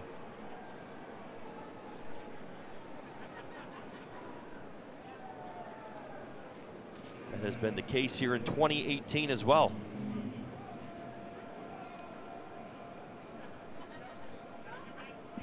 So the largest lead that the Marlins have ever held against the Yankees in New York.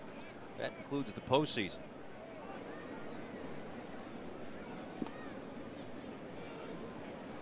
Talese looks at strike one. Kind of a mirror image of last night's ball game. In a sense, it was 12-1 Yankees, but the early going, they opened up quite a lead. Marlins didn't crack the scoreboard until the 8th. But a nice bounce back for Don Mattingly's bunch after a tough one last night. Yankees scored in each of the first 5 innings. The Marlins have put their at-bats together tonight, Paul. Very nice job. I think even in this inning, a slow roller to third, an infield single for Castro, a walk by Bohr, and then the big 3-run home run. Go back to the first inning, very similar. Walk, base hit, walk, base hit. This Marlins team feeding off their at-bats, kind of gaining in the momentum of the game and putting together quality production.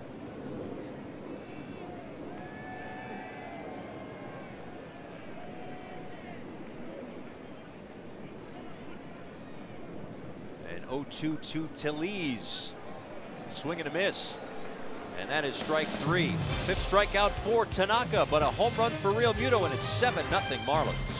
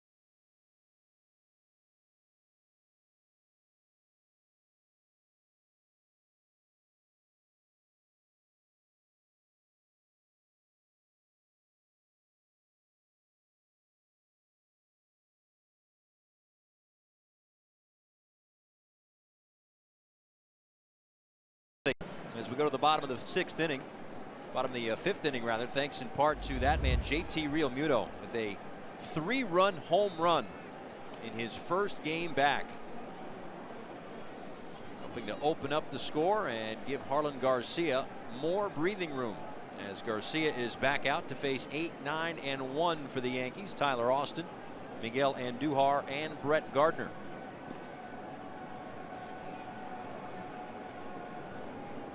Consecutive batters retired. Harlan Garcia is at 30.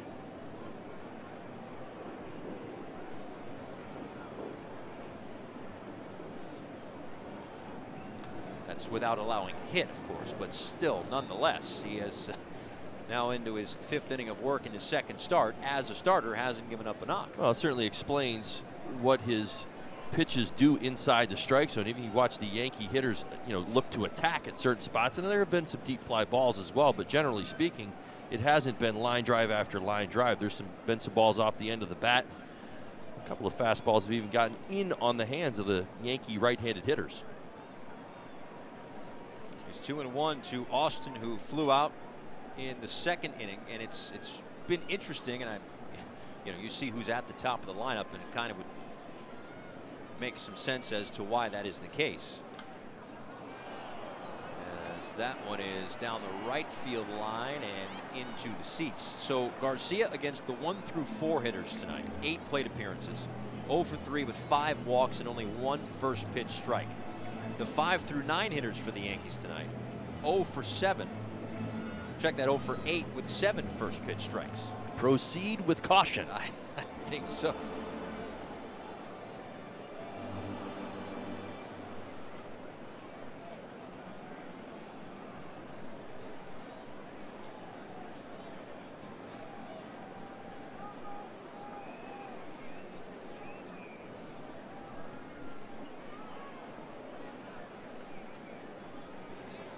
Well, it'll be interesting to watch, right? I mean, there was so much talk of it after the last start for Harlan Garcia. He threw 77 pitches in 6 innings. The 6 innings tied a career high, and the 77 pitches set a career high.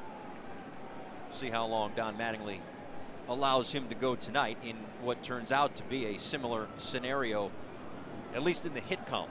Now it's a colder night, 7-run lead. Maybe you don't want to push him too much. I don't know how it's going to go. We'll all find out together. But these are the things that man is thinking of right now. Well, I think a lot will depend on this inning, this 5th inning. And he's at 74 pitches, clearly going to go past 77. No activity in the Marlins bullpen of yet. Broken bat and grounded to Rojas. 1 away. That one got a little close to Garcia and didn't seem to be too phased by it.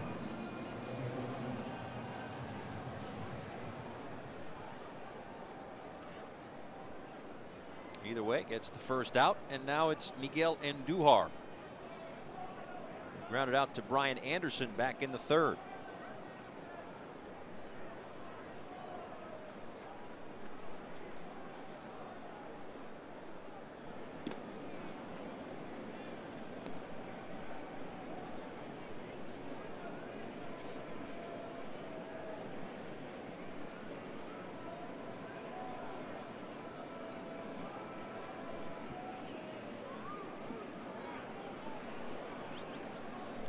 Well, Garcia knew that at some point this season he was going to find himself in the rotation if all went according to plan. He said in the offseason that he trained all winter to get physically and mentally ready for this battle to be a starter.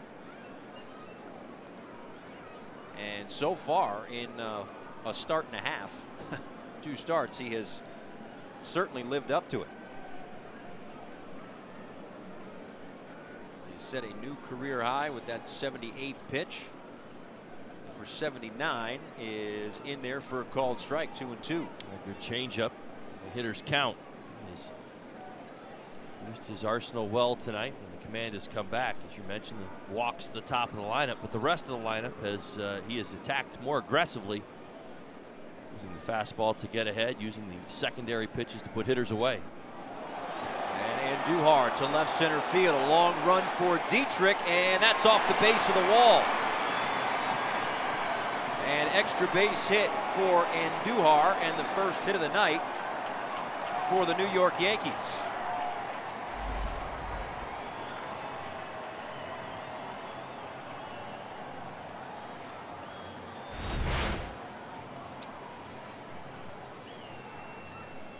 This changeup at the belt, out over the plate. Andujar gets good extension and drives it into left center field. Hits the base of the wall. going to come up with a one-out double here in this 7-0 ball game in the 5th. 4th double of the season for Andujar.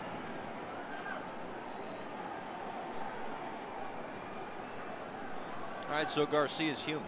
Fair enough. It's all I right. think we knew eventually it would happen. Had a clean double. It's a long way. Hit the base of the wall at almost 400 feet away. Well, now it's Brett Gardner, and that one gets past Real Muto and Duhar to third.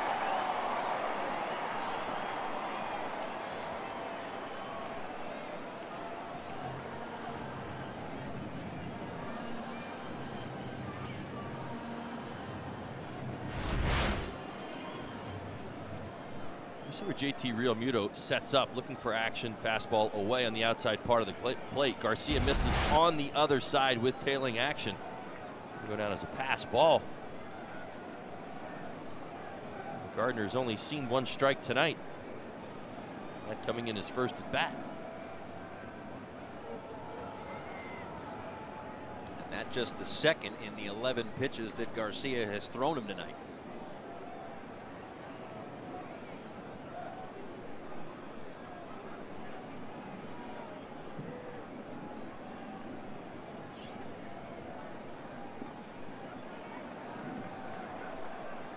Couple of walks tonight for Brett Gardner, doing exactly what the Yankees want from their leadoff hitter.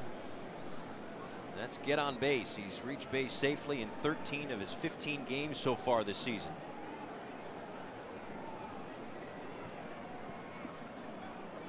And strike 2 on the outside edge. Well, that's what Garcia really was looking for against Gardner. He's been able to put his fastball out there a couple of times, but the secondary pitches, he can't pick up a strike for whatever reason against Gardner. Almost pulling his pitch across his body. This one much better as he dots the corner.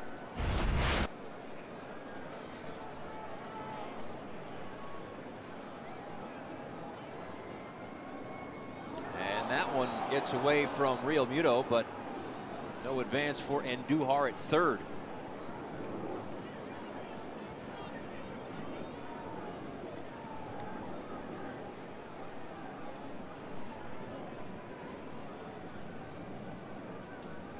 Gardner's also coming off a season in which he hit 21 home runs with 23 stolen bases. 13th Yankee in team history with at least 20 homers and 20 steals in a single season. First one since 2011. As he is the longest tenured New York Yankee on this roster. He'll see a 3-2 pitch and a called strike 3.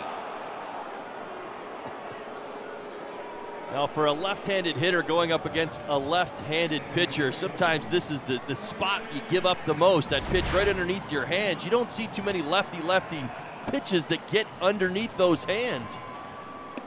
He does a fantastic job of executing the slider and getting it there. Gardner had given up on that pitch almost out of hand. Big second out. Here's Aaron Judge, who's walked in both of his trips tonight.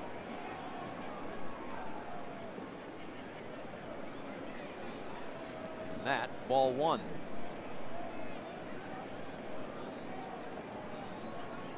That's now 87 pitches, 10 more than his previous career high.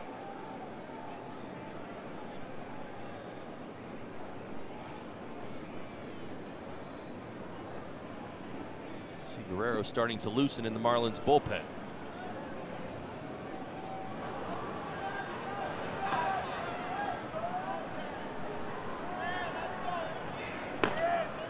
Tyron Guerrero was what you were reading it today. The most exciting Marlin, right? Every team on MLB.com, every team had one, and he was the guy, right? That's right. Big time velocity. Certainly enjoyed watching him at times overpower hitters. For that consistency.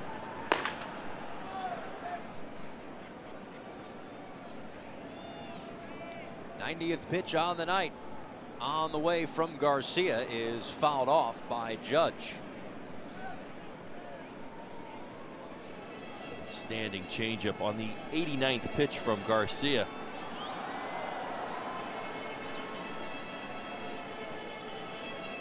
Judge way out in front.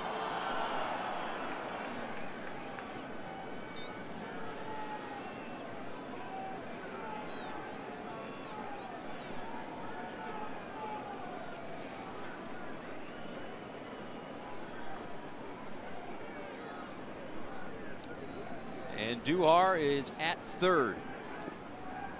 And he'll stay there after that pitch is low. Three balls and 2 strikes now.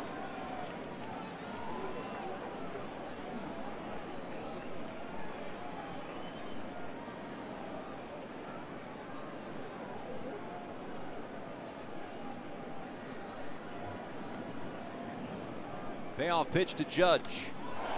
Into center field. In comes Maben, and it'll hang up for him. He puts it away.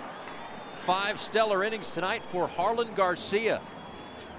As he gave up his first hit as a starter, but that man stranded at third. When we come back, we'll check in with Pregame in the studio.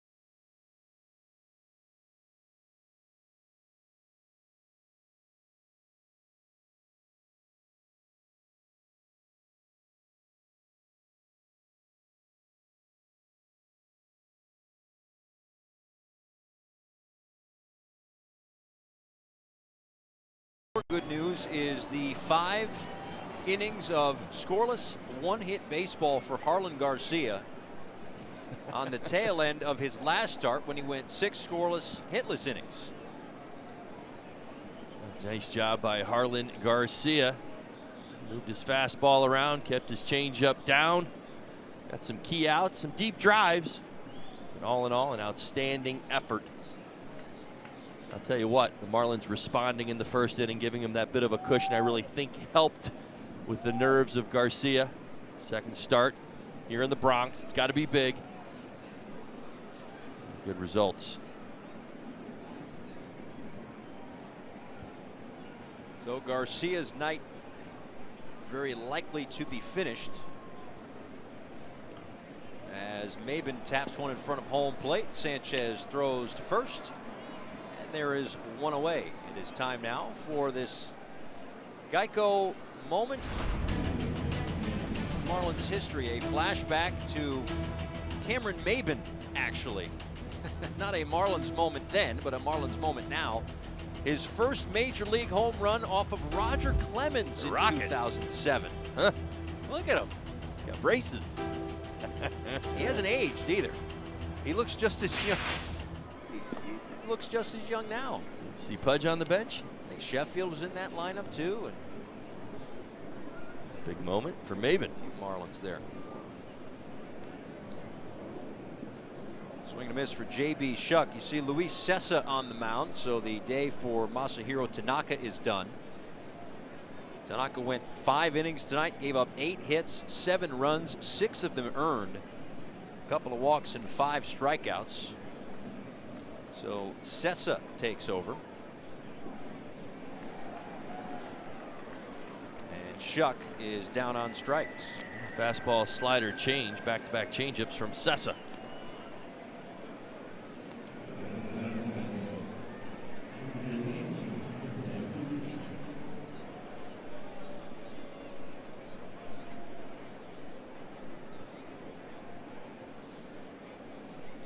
Now it's Derek Dietrich, who's got a couple of hits in this ball game. Another multi-hit game for Derek Dietrich. Now 7 on the season. At the start of play, 3 players had 8, so he's right up there near the league leaders.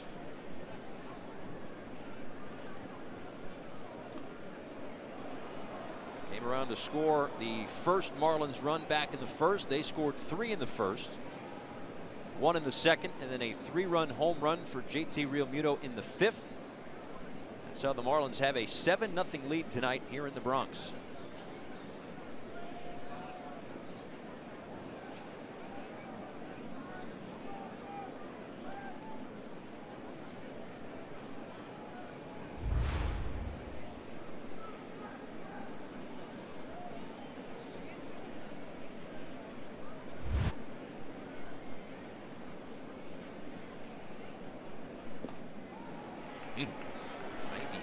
From Sessa. Back-to-back strikeouts for him, but the Marlins still up 7-0.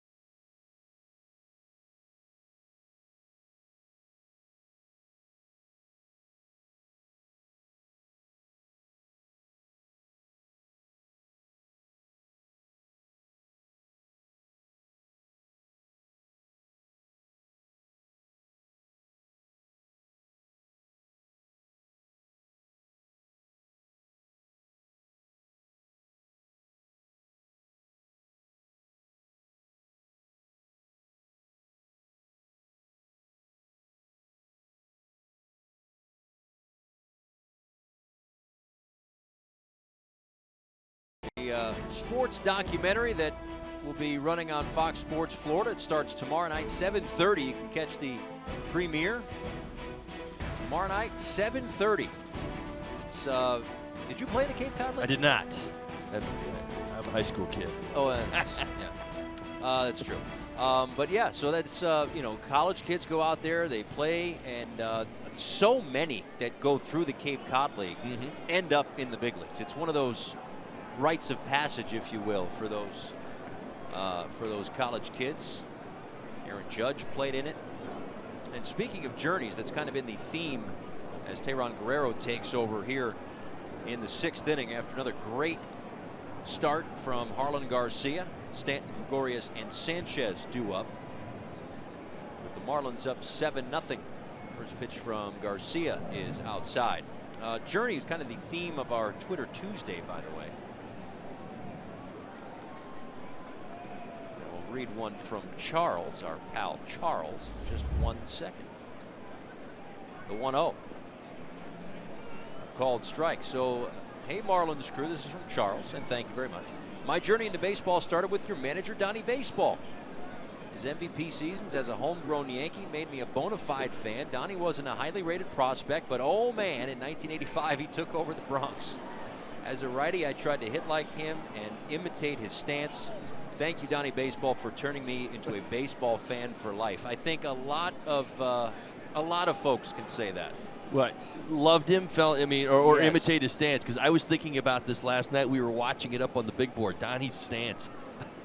I'm a lefty, and it was so hard. It was such a unique swing, and I mean, he was so gifted and so talented at what he did, career 300 hitter. But you know, from the crouch and the uppercut and kind of how he approached it, very unique to his style. But we talked about this last night. Hall of Fame material. It would be interesting, right? I think he finished second in the MVP. He already had one. He finished second in the MVP the year that Roger Clemens won the MVP, as Stanton strikes out for the first out here in the 6th. But you just wonder, I mean, pitchers don't often win the MVP, right? People always make that case. They've got their own award. If he had won a second MVP, you wonder what it would look like in terms of the Hall of Fame. What incredible swing. So unique, so short, compact, stayed through. Lower half stayed through the ball. See where that chin is on his front shoulder. Well, he was good. And I heard, in a lot of circles around MLB Network Radio, and I know you did some work over it. The stuff that I heard was that his career just needed to be a smidge longer, I think, for most people. It wasn't what he accomplished in his 12 years. I think it's 12, 14 years. It was that it just wasn't like quite long enough for some people. Of it. Right, exactly. And again, that's unfortunate, but that does not take away from how great a career he had. And as Gregorius is going to see this offering from Guerrero, misses for ball 1. I imitated him. I played first base through high school. Was it easy? Not as easy as he made it look, but I will say, the swing. Oh yeah, no, no, I was not even close. But I tried to play first base like him, and I will say that there was one play he made on a foul ball over first base down the right field line. He's running straight back over his shoulder, makes the catch like a wide receiver, turns and throws a strike to home plate. And I did that once in my first game. Yeah, I did that in my first game coming off the bench on a new team, whatever it was, Pony League. I was 13 years old. We're up or down big, whatever it was. They let the rookie, go out there and play the last inning. I made that play. I started every game at first base the rest of the year. Of course you did. Johnny Baseball. And then there's this. He pitched a little bit. They have some of that popcorn. Snacks. Man. Hey? Well, I'm a big fan of snacks. Yeah, you are. That you imitate him perfectly. Always a fan favorite here in the Bronx, Don Mattingly. I tell you what, last couple of days, do introductions, lineups, they get around to Don Mattingly, and I tell you, every person in this building gave him basically a standing ovation both games. Yeah.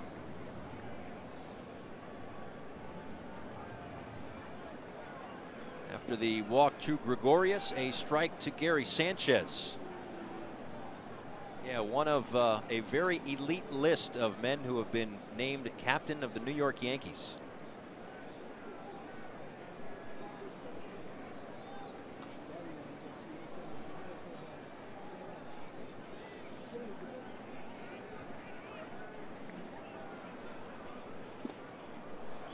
Swing and a miss. Glad you're not in the box, huh? Tell you, that breaking ball, you pair it with the 97, 98 miles an hour, and you just find yourself guessing. You see it from hitters that have obviously not seen Guerrero before. He does have that in his corner right now. He makes his way around baseball and through the leagues. They know, and they read the scouting reports, that he throws very, very hard. And most guys will get in the box thinking, all right, I'm going to deal with 97, 98, and then he snaps off one of those sliders. Sanchez, a line drive into center field, a base hit. 2 on and 1 out for the Yankees here in the 6th. Here's a message brought to you by FPL. At FPL, we're using technology to help us keep reliability high and bills low. That's how we're changing the current.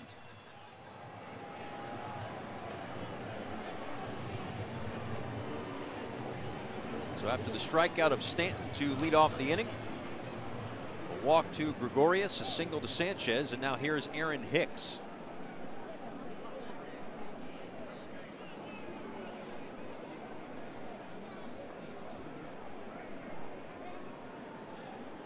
Marlins are up 7-0, but this is a Yankees offense that if they string hits together, they have got the pop to get back into a game in rather short order.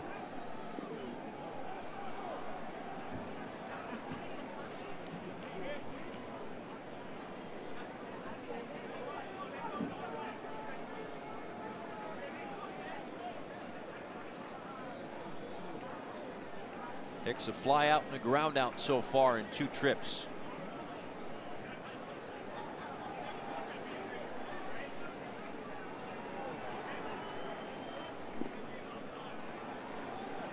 Well, when the Yankees win this year, they win by scoring a lot of runs. It's really kind of their MO right now.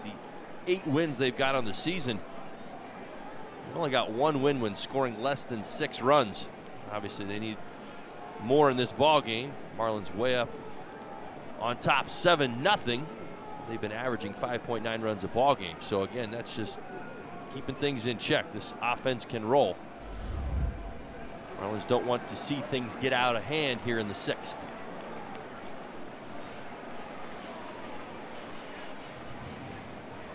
Well, that's the thing. I mean, listen, anybody can go deep. These are all big leaguers. We get that. But where they're at now, if the Yankees push across 1 or 2 runs, the next time the big guys come back up, yes, it will be later in the ball game, but they also might be able to tie it if the Marlins don't tack on more runs. So it's almost like don't give up anything. Don't let them chip away at all, because of how deep and powerful Aaron Boone's lineup is. 89 runs scored this year. Put 12 on the board in last night's win.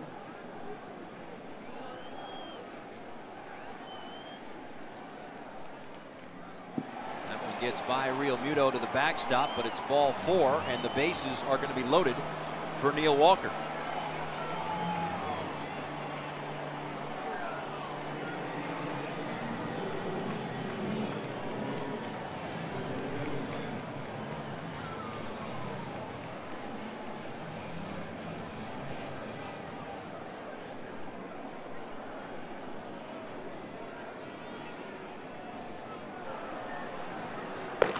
Steckenrider out in the Marlins bullpen.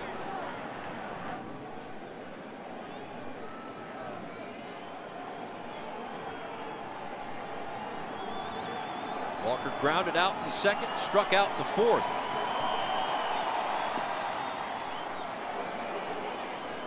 We can hear it for the first time tonight. The Yankee faithful are starting to perk up a little bit. Well, they sense an opportunity to push some runs across all the way back into this game. Guerrero, a couple of walks. Grounded wide. First base bag. Reggie Willits able to spin out of the way there.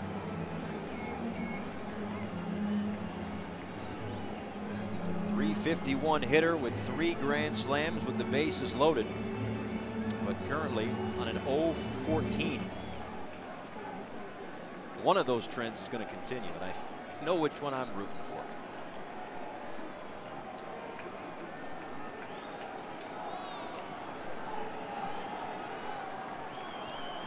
And 0-2 pitch.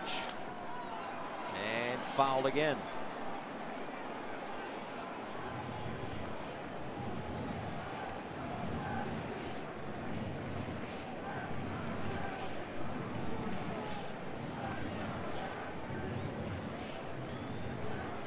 Talked earlier about the versatility, all the different positions that Neil Walker can play. With the amount that the Yankees shift, he might be, a second baseman in the scorebook on a given night, but he'll be playing all over the place with the way the Yankees shift. Right now, they're just worried about his bat. Bases loaded in an 0-2 on the way from Guerrero. Swing and a miss, strike 3. Big strikeout for out number 2 here in the 6th. Now Guerrero stayed inside for most of this at bat, able to dial up 98 on the outside corner. A big pitch against the struggling Neil Walker. Talked about this a few times tonight. The Yankees have been able to put some runners on base. Only 1 clean inning for the Marlins tonight. As of this moment, unable to score for the Yankees. So it's up to Tyler Austin, who takes ball 1.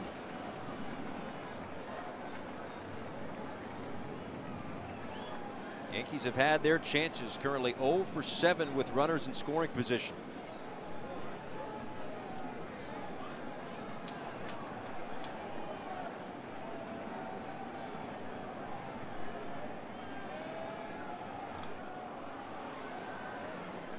One and one.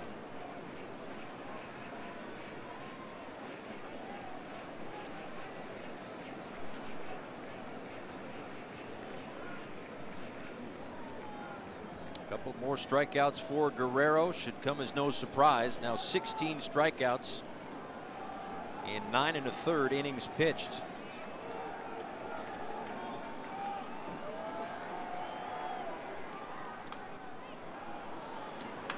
Strike away from yet another. It's a pretty good example of what Guerrero can get away with. High velocity fastball that he possesses. Austin clearly sitting on it right there. That hanging slider out over the plate. He was out in front.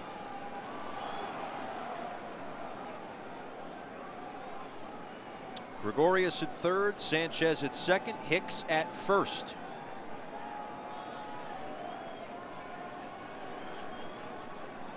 A 1-2 to Austin. Swung on and missed, strike 3. 3 strikeouts in the inning, stranding 3 runners. A big outing for Guerrero, 7-0 Marlins.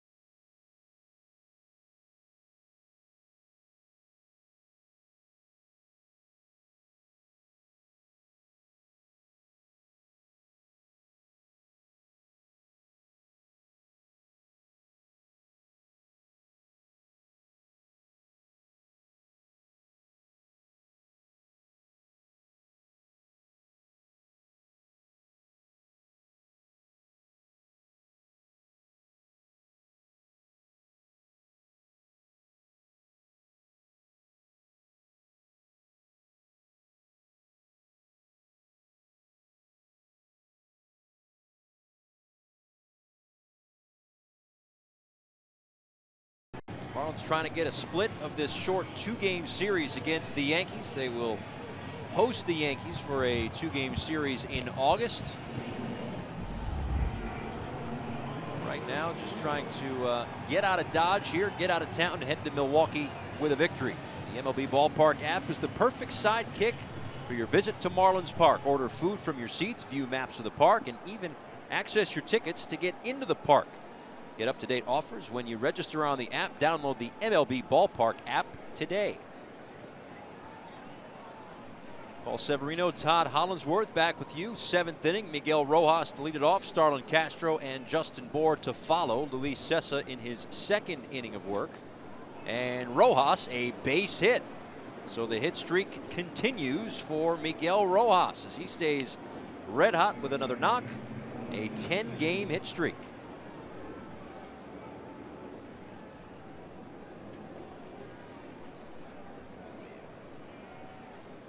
Doing a lot of smiling lately. Great approach. We talked about it line to line. He continues to do it. We saw it earlier tonight. Hit a couple balls hard. Has not found the 1 base hit. Gets it right there. Fastball away. Stays on it. Goes to right. No surprise.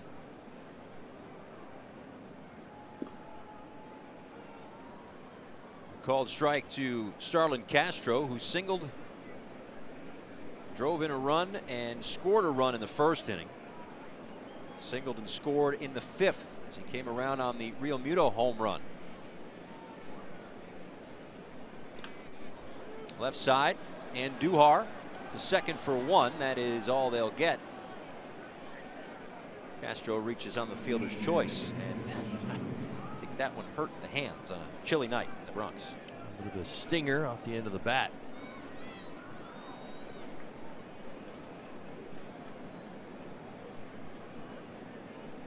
Let's go downstairs and check in with Jessica Blaylock. Hey guys, I just had a good conversation with Marlins pitching coach Juan Nieves. Talked to him about what he saw from Harlan Garcia, and he said it was very encouraging, especially the fact that he's a young kid pitching here at Yankee Stadium, but he kept his composure. The changeup and the slider were active. He had that good swing and miss stuff to get by those walks that he issued, and Nieves said he thought the most important pitch that Harlan threw was that 3-2 breaking ball to Brett Gardner. Guys.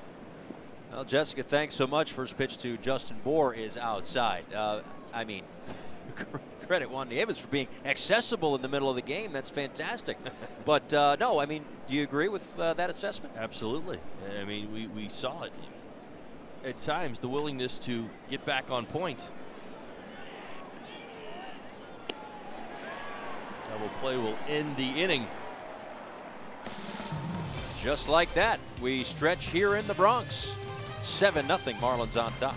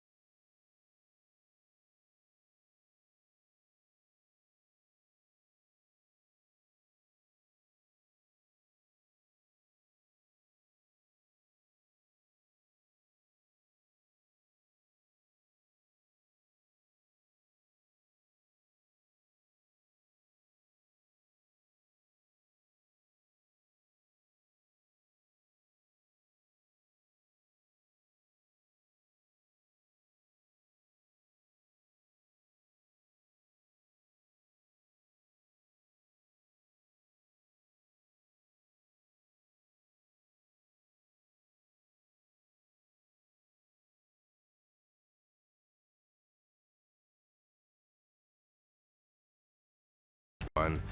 Bob, both sides of the plate, baby. And this is kind of your last chance to make an impression. My dad's Jeff Conan, kind of goes by Mr. Marlin. I just play hard every time I put on that uniform and step on that field. That's the best way I can know to make him proud. I'm always impressed when I see the son of a former major leaguer and I can make that connection and see the talent. I know the scouts are watching. But at the end of the day, it's just baseball. You know, life can take you anywhere and life can do crazy things. Chandler, he had quite an ordeal last year. One of the questions I get from scouts, how do you deal with the adversity? This is an important year for me. I can be a phone call away from the big leagues. And marrying a baseball player and trying to figure out this life together, anything can happen at any time. Well, he's going to have to be excellent all the time. You just hope that he can do it.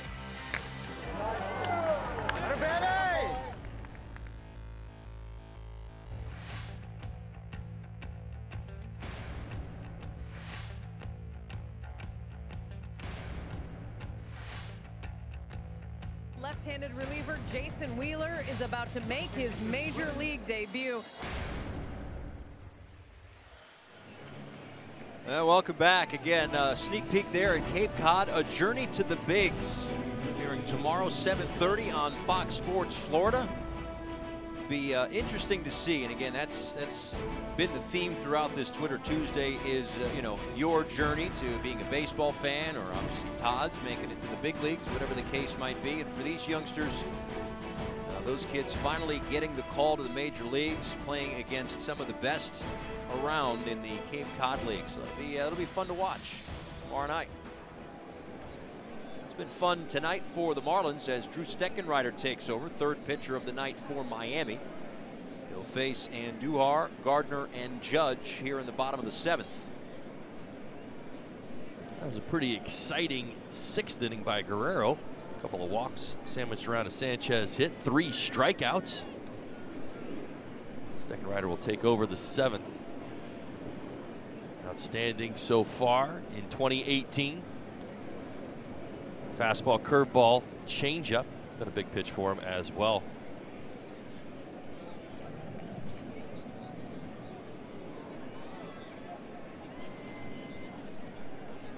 Just see again the way that the Yankees have fared, how the lineup is kind of split, the production, the top and the bottom, with all the walks and all the offers down at the bottom half. So, as they say, dancing through the raindrops tonight for both Harlan Garcia and Teheran Guerrero. Either way, zeros through the first 6 innings. And it's interesting from the offensive perspective. When you've got a team, sometimes when there's a lot of walks, you think you can become passive aggressive just by watching, almost anticipating that maybe the Marlins pitchers were going to struggle tonight, and that much like last night when the walks started to pile up, the hits would soon follow. But tonight, I mean, you look up at the Yankees, they've only got 2 hits in this game. So, yeah, they put some guys on base, which they have done well all season long, but they have not been able to get the big hit. Castro there, and Andujar retired, 1 out. Well, I mean, you just go back to the first inning. It started out walk, walk, and then here comes Stanton. 2 on, nobody out. Harlan Garcia, second big league start, cold night, Yankee Stadium, all the excuses you could ever want.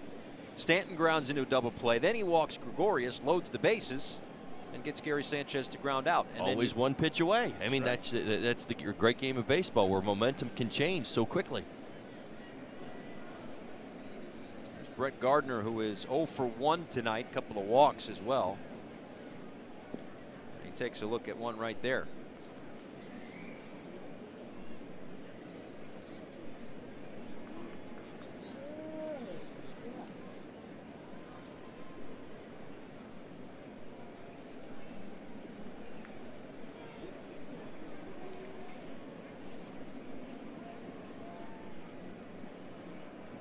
Again, Garcia went the first 5, gave up just 1 hit.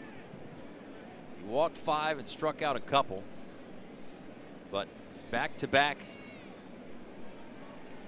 really good starts. I don't want to say nearly perfect, which is why I paused, because he did walk 5. I mean, we'll be honest there, but the bottom line is he was able to buckle down and get the outs when he needed them.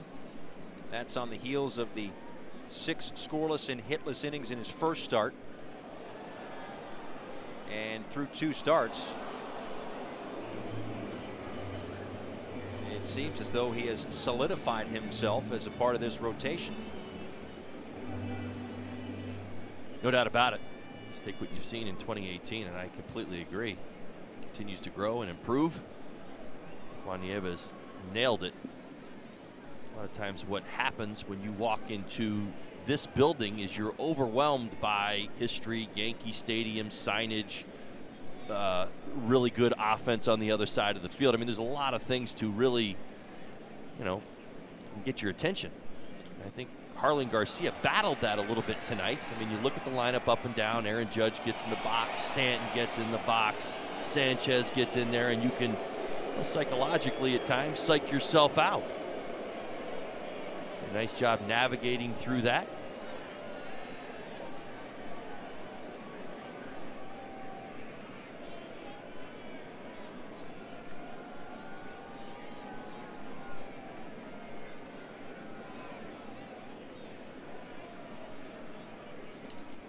Off the end of the bat, poked out to short. Rojas has to get rid of it quick and safe at first base. Be a base hit for Brett Gardner.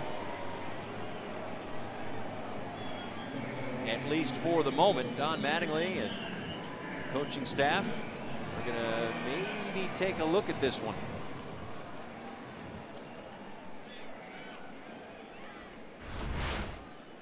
We'll see what they see. It looks like they're going to challenge. Hard to tell on that angle.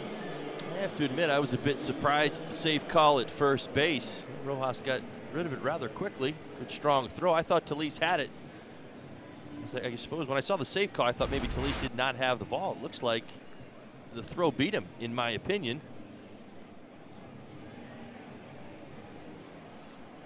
Not see the interior of the glove from that view.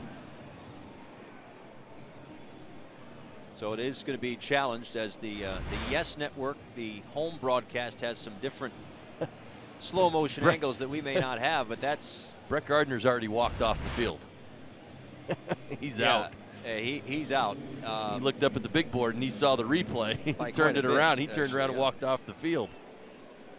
So a successful challenge for the Marlins. There are now 2 outs here in the 7th inning. The only thing I thought might have been the case just from this angle was maybe Talise's toe was off the bat. Because I was with you in terms of like the bang bang. It looked like Gardner was out. It was just a matter of the toe was on the back. Well, I didn't have to trust the video. I just watched Gardner walk off the field. Well, that of course. I knew he wasn't going in to get a drink of water. Right. But you know how clear it is when it takes 46 seconds to overturn a call. Right. Nice job by Talise, able to hold the bag. One thing you know with Steckenrider is he is going to go right at whoever he faces. Why not? He's got good stuff. 7-run lead. Nobody on base. 2 outs. Sure.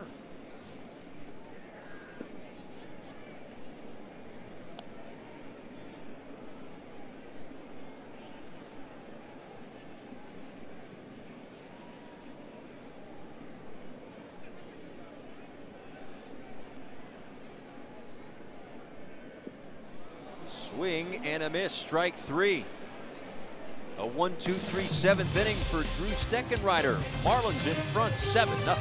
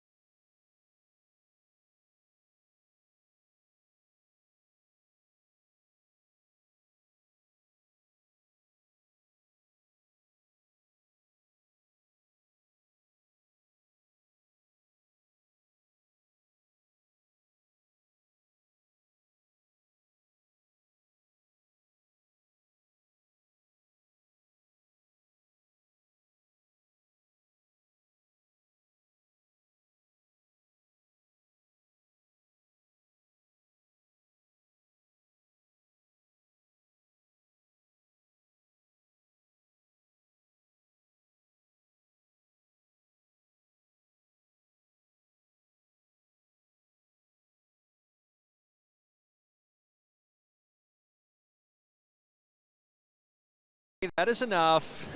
It's a crisp and brisk 40-some-odd degrees. But that's okay. JT Realmuto's wearing short sleeves. He's already got a home run tonight. So he's feeling good, and frankly, that's all that matters. Todd and I can be nice and bundled up here in the booth, or at least I can. Todd's braving it. Me, not so much. But nice to have JT Realmuto back. And Don Mattingly mentioned before the game, the addition of him really just helps to kind of set everybody else in place of where they should be in this order. So they've got Realmuto back, a home run tonight. They've had a hot Justin Bour kind of picking up as Brian Anderson slowed down just a little bit. So now the next thing is get everybody going at the same time.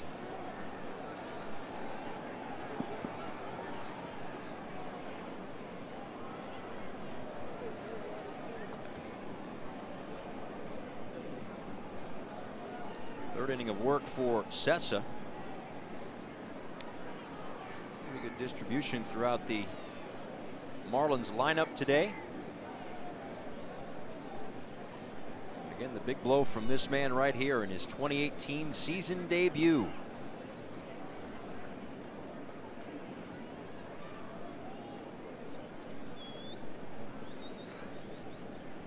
Not only the home run, but drove in a run with an E6. Bases were loaded at the time, so he was credited with the RBI. That was back in that 3-run first inning. And he rips a base hit through the left side. Third time he's been on base. Second hit for Realmuto. As the ball gets away, but no advance. All right, Todd, you ready? I'm ready. I'm ready every night for the Showstopper. Showstopper. That's right. Let's go to Puerto Rico, shall we? And Puerto Rico native Francisco Lindor with the home run. Got just enough of it to get out the Puerto Rico series, Cleveland, Minnesota. And pretty cool. That's got to be a really cool moment. A guy who wore the Puerto Rico uniform, the World Baseball Classic last year. Takes an awful lot of pride back home, and no shortage of energy and enthusiasm. It's terrific. Realmuto was off with the pitch. It got away from Sanchez, who still can't find it. Realmuto got about a third of the way down to third base before deciding to stay put.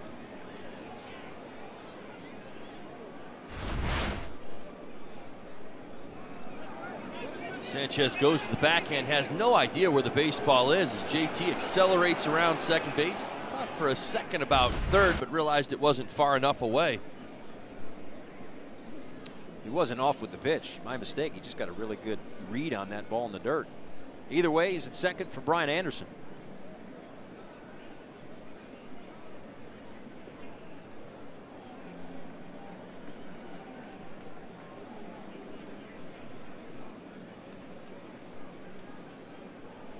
Got to go back to Lindor. I got to see it firsthand when Puerto Rico played into the final of the World Baseball Classic last year, and he, along with the rest of that team, played with so much passion, so much heart, and it was really fun to see. Fortunately for those Team USA fans, Team USA won the whole thing. And it's certainly one thing I appreciate about this generation of players. I love to see them, how passionate they play this game, kind of throwing it all out there. I wished I was better about that in my career. We were just showing it the other day. When the 3-homer game that I had in Colorado, you watched me walk, running around the bases 3 different times. Like there was no we were kind of raised differently. You just kind of act like you've been there. You hear different things. I don't know if we always did enough to show how much it meant to us, even for the fan base, because the fans get all excited, obviously, and you see how much that meant to him in that moment right there, but they're playing off his emotion running around the bases, and I think this generation of players does a really good job of, and maybe too much, take that where you want, but sometimes getting a little carried away, but really does a nice job of playing off that emotion in the moment.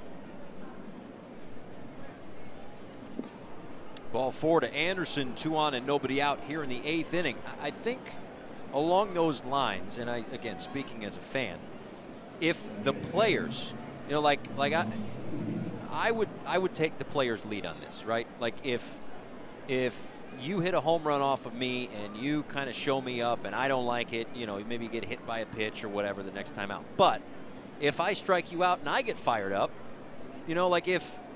you got to take the lead of the players. If you're a fan, if the players are getting upset with one another, okay. If they're not, if you're okay with me getting fired up and I'm okay with you getting fired up, then you'll see a little bit more of the passion, the enthusiasm on the field. I'm not sure the game collectively will ever get there, though. You have too much old school influence, and I really do believe that. In that, you know, all it takes is one to say that's wrong, and then all of a sudden it gets misinterpreted, and you know, then there's meaning behind the pitch that hits the guy on the backside or the big swing and the bat flip. So I don't know. This is a conversation we'll probably have for as long as we have baseball. Talese, right field, deep, and it's going to one-hop the wall. Real Muto around third. Here comes the relay throw. It's up the line and backed up there by Sessa. A long single for Talese. Anderson to third, and it's 8-0 Marlins.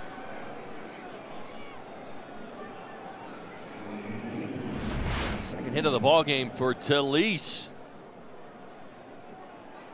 Double down the left field line. A long single to right.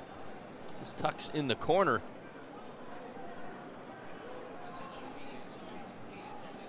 Talese going to stay at first base. You see the retreat. JT scores with a slide. A little bit of a misread.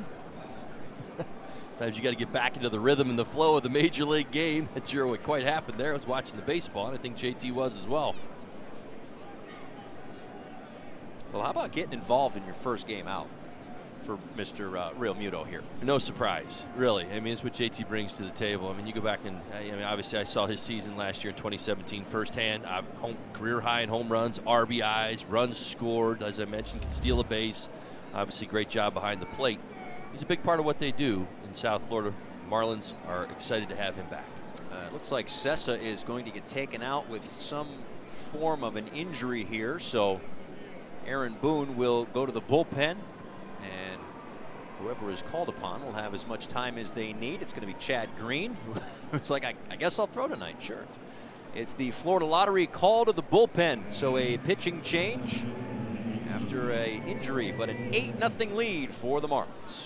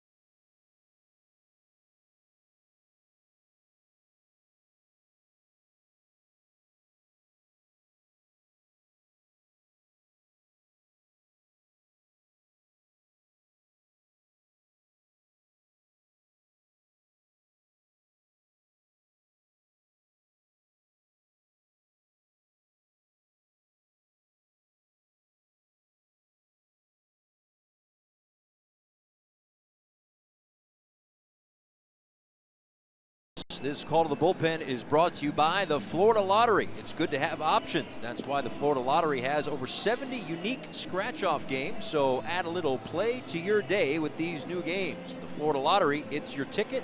Claim it. Must be 18 or older to play. Play responsibly.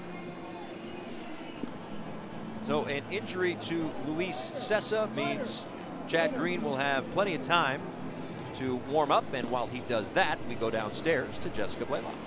Hey, Paul, well, so often the love of baseball is passed on from parents to children, and that was exactly the case for Nat. She sent us this tweet that said, "It's because of Poppy that I am a Marlins fan," and that beautiful picture of her and her father. Keep those tweets and emails coming on your baseball journey. Send tweets to @FoxMarlins. Emails can go to foxmarlins@gmail.com, and don't forget to use that hashtag MyJourney. Guys, Jessica, thank you so much. Yeah, it's There's always that one person that kind of introduces you to the game of baseball. Who was your person? Todd? Well, there we go. We're locked in once again back here in New York. Question being, who got me into baseball? Your person, You're probably not going to believe this, but a friend of mine's mom. Really? She had gone up the street, as the story goes, and again, my mom would tell this story. Mrs. Taylor, it's like your son's running all over the neighborhood. He's like lightning. He's fast all over the place. Like, why is he not playing sports? Why is he not out on the baseball field? Right. She said, you should sign him up. So my mom, and I was like, yeah, I need to be signed up for baseball. Let's do this. All right. So, and then fell in love with it from there. I mean, it was, T-ball, I would hit the ball on the ground and, to wherever I hit it, and I would always beat the throw. So I'm like, this is great. I mean, I was never out, and like, this is the greatest thing ever. So that's where it started. Early on in my life, I was much more of I didn't find my power until later in life, I guess is where I'm going with this. All right. I was known for my speed, so I had a fun time doing it. But yes, I suppose forever indebted to Mrs. Taylor.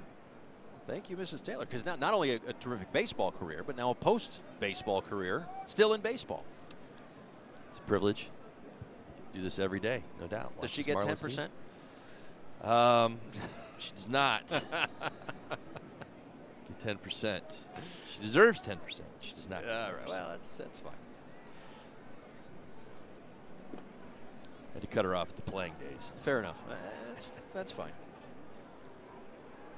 So we just found this with all your lightning speed, 75 career stolen bases, caught 43 times. Yeah, and you know what? And I'll break that down for you because that's what I do. I'm an analyst. Yeah. The 75 stolen bases were for the most part like the first 6 years of my career, and the 43 stolen bases were like the last 6 years of my career. So it's why 75 stopped where it did. That's funny. You put on a little extra weight, and next thing you know, you're 225 pounds, and when you get to the big leagues, you're 200 pounds, and then well, I mean, as long as the power increased, right? And then every time I ran really, really hard, the hamstring always seemed to not want to cooperate. Cameron Maben fouls that one back. Runners on the corners here and 2 outs. Again, if we get any sort of update on the condition of Luis Cessa, we'll pass that along to you. Know exactly what it was, but the training staff came out to take a look at him and decided maybe on a cold night, let's not push it. Maben out to right center field. It's going to be Judge, and in from third. A run will score as Brian Anderson is in on the sac fly. It's now 9-0 Marlins. A nice at bat by Maben. Elevated fastball from Green. Enough and right to pick up the run. Hard throwing right-hander in Chad Green. Fantastic 2017 season. One of 8 Yankee relievers in their history to strike out over 100 batters. Fastball slider is the sequence.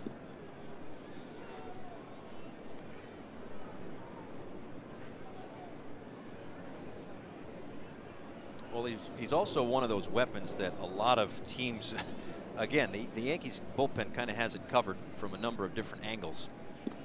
But one of those guys that a lot of teams would love to possess. He's got an amazing arm, as you said. I mean, he's up there in high velocity, but also can work multiple innings.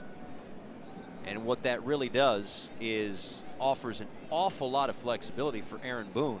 I mean, this situation notwithstanding. As Shuck went around, and that is out number 2. MLB At Bat is your .1 app for Marlins baseball. Customize your experience to catch every moment this season. Marlins home screen icons and features such as MLB.tv, Game of the Day, pitch tracking, in-game highlights, live radio broadcast, stats, news, and more. Download MLB At Bat today. Derek Dietrich takes ball 1. It's been a nice day for Derek Dietrich. Another multi-hit game for him. Singles in the first and the second. 7th multi-hit game this year already.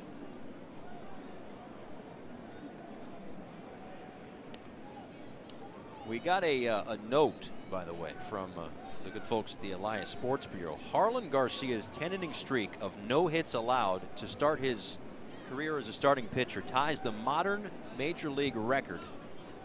Bobo Holloman in 1953 for the St. Louis Browns. More on that when we come back after Dietrich lines out, top of the 8th in the books. Another couple in, 9-0.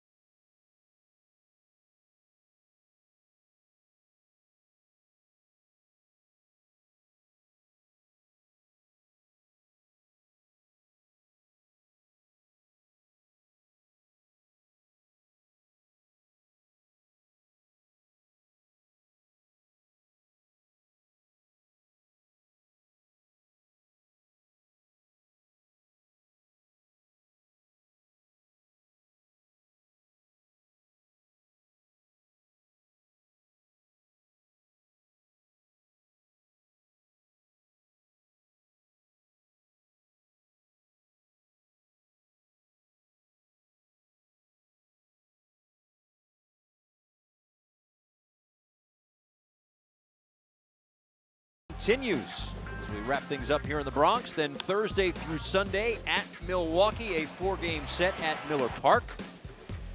And it'll be fun to see some old faces like, Craig Counsell. I know Christian Yelich is on the DL right now, but still be fun to go there, and always a pleasure to go out to Los Angeles. I think we're more excited just for the warm weather, but I think you have some history with LA. Yeah, right? there's old stopping grounds. Oh yeah, that's right.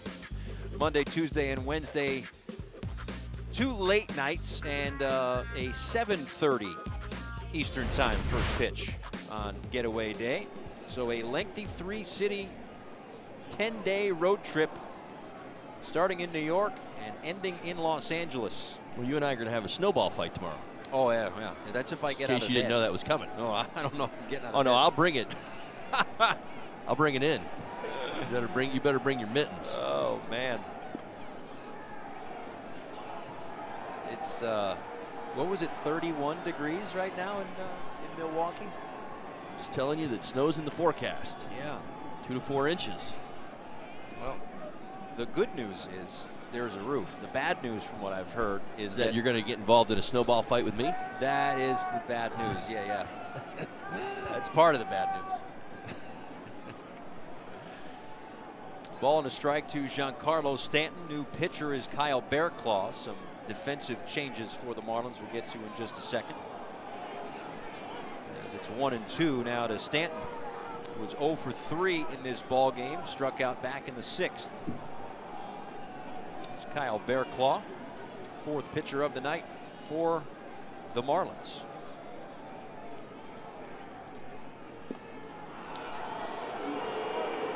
Bearclaw right after Giancarlo Stanton, pumps 93 miles an hour by him.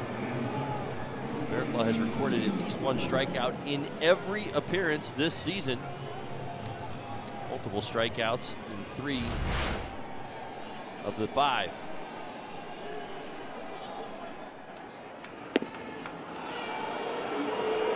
All right, so there was a strikeout. You heard the boos. You know Giancarlo Stanton very well, right? The first 2 weeks, and again, it's 2.5 weeks worth. Yes, there have been some home runs. There's also been a lot of strikeouts. And in New York, there's more media. The fans are a little bit more boisterous when there are struggles. In the long run, how do you think he's going to handle it? He'll break out, I understand that. But in between now and whenever that breakout comes, how do you think he will be able to handle it, knowing him so I personally think he'll be just fine once he gets there. I mean, if you look at the evidence that you have so far, and it's not a whole lot, it's very early in the season. Stanton has hit on the road. Where hasn't he hit? He hasn't hit at Yankee Stadium. That's where the numbers are really kind of souring. He's only got 3 hits at Yankee Stadium, so obviously some struggles here, and when he hears the boos, it's part of it.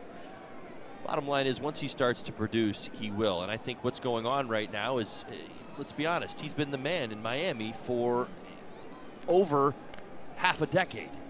He is part of a group of men here in, Yankee Stadium. I mean, he's as popular here as Aaron Judge, but Aaron Judge maintains that same level of probably respect with the fan base, maybe even a little bit more. I don't know the answer to that, but the point is that he's got talent all around him in this lineup. Gary Sanchez, and this is a different dynamic, and there's different expectations. And oh, by the way, it's a different league, and that takes some time. Sometimes it takes a little time for a hitter to adjust to seeing all the new arms, going through the American League East multiple times before he gets real settled in. He'll produce. There's no doubt he will. He's very confident. He's going to hit his stride at some point. And you see it again. It's not just Stanton. He's not the first guy to go to a new team and have some early season struggles. It happens. But it always, you always look at the guys who sign the free agent contracts, because basically they can pick where they want to go. Very similar situation for him. I mean, it's very well documented that, the Marlins fought to have some sort of a deal in place, or wanted to get him out to St. Louis or San Francisco. He said, I don't want to do that. Basically handpicked, for lack of a better term, the New York Yankees. So in doing so, he picked where he wanted to go. So he figured, you'd figure, that he would have done his homework to know what he was walking into. And well, it's a passionate fan. I don't think he's worried. I'm not worried for him about what he's walked into. I think he's just trying really hard right now. Any of us would. Any former player, any former hitter goes through a struggle like he's going through right now. Gregorius to right field. That is going to one-hop the wall. Shuck throws in, but a double for Didi Gregorius. Yet another extra base hit for Didi this year. He continues to pile them up, most of them to right. It's his favorite spot to go, this one as well. 13 of his 17 hits have been for extra bases. Well, he didn't get all of this one, but he tucked it down into the right field corner. Pick himself up a double. Yeah, just to wrap up on Stanton, I mean, he's going to get this all figured out. He just has to realize that, how this all works here. How does it all go? They're going to need for him to be great at some point this season, and he'll be great. There's no doubt about it in my mind. But the attention, that's the only thing that I would say will ultimately be different here. The attention that he gets, because again, he's got to share the spotlight with so many of his teammates. This being one of them right here. Right. Gary Sanchez. And that attention goes both ways. He's going to get attention when he struggles, and we know it's a when he turns it around, when he dominates the American League, he will get plenty of attention, and he will enjoy it. It'll be more than it is anywhere else, and I think that's what you appreciate about the New York fan base. Nice job by JT keeping the slider in front, Didi at second base.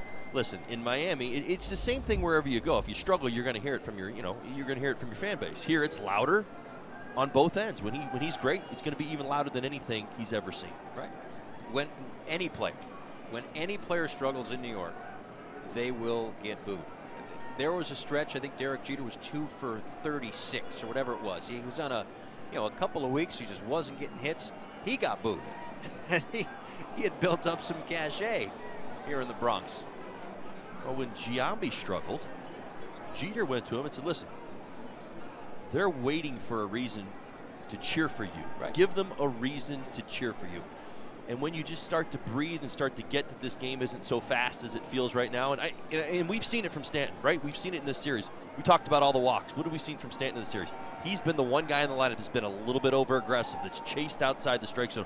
What does that tell you? He wants to come through really, really badly, but as a hitter, you can't force the game. The game is dictated to you by the guy on the mound, and you can only play it in those terms. That's just the way that it works. And as bad as he wants to get out of this, he's got to put together better at-bats to get better results.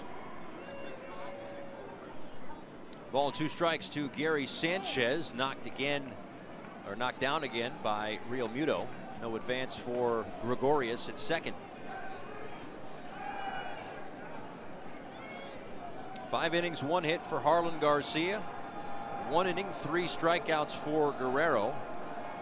An inning and a strikeout for Steckenrider, and now Bearclaw in to work the 8th as the Marlins lead this one 9-0 and try to start this 3-city road trip with a split of this 2-game series.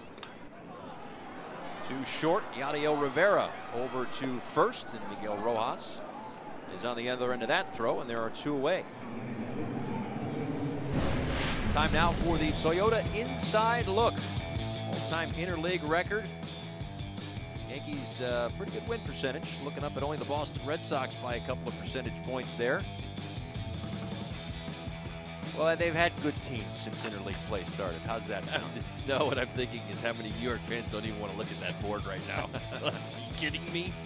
Red Sox what? Aaron Hicks, a hot shot foul. Hicks tonight with a base hit back in the 6th inning. Or a walk rather in the 6th inning.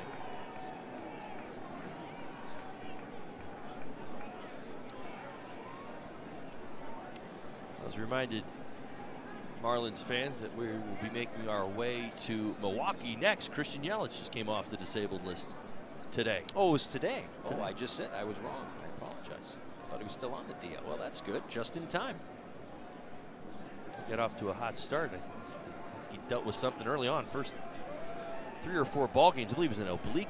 Is that right? Yeah, oblique.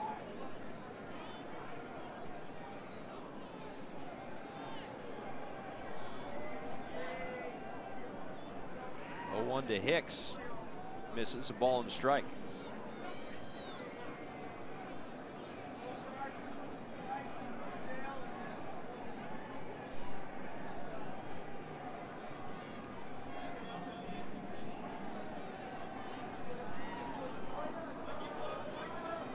One and two. By the way, I want to give you the defensive changes. Maben moved over from center field to left. Lewis Brinson came into the game to patrol center. Yadiel Rivera, who you saw, at short, and Rojas over to first.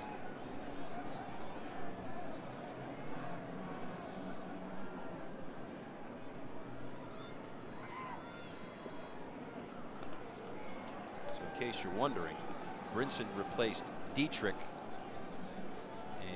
Doing so, unless the Marlins have an offensive outburst, may not get an at-bat in this ball game as he's still working through some things. We had a bunch of questions on this Twitter Tuesday about, what are the Marlins going to do with Lewis Brinson? A couple of days off, playing defense late in the innings here. Enjoy the day off tomorrow, and probably back in the lineup Thursday. As for now, it's 9-0 Marlins through 8.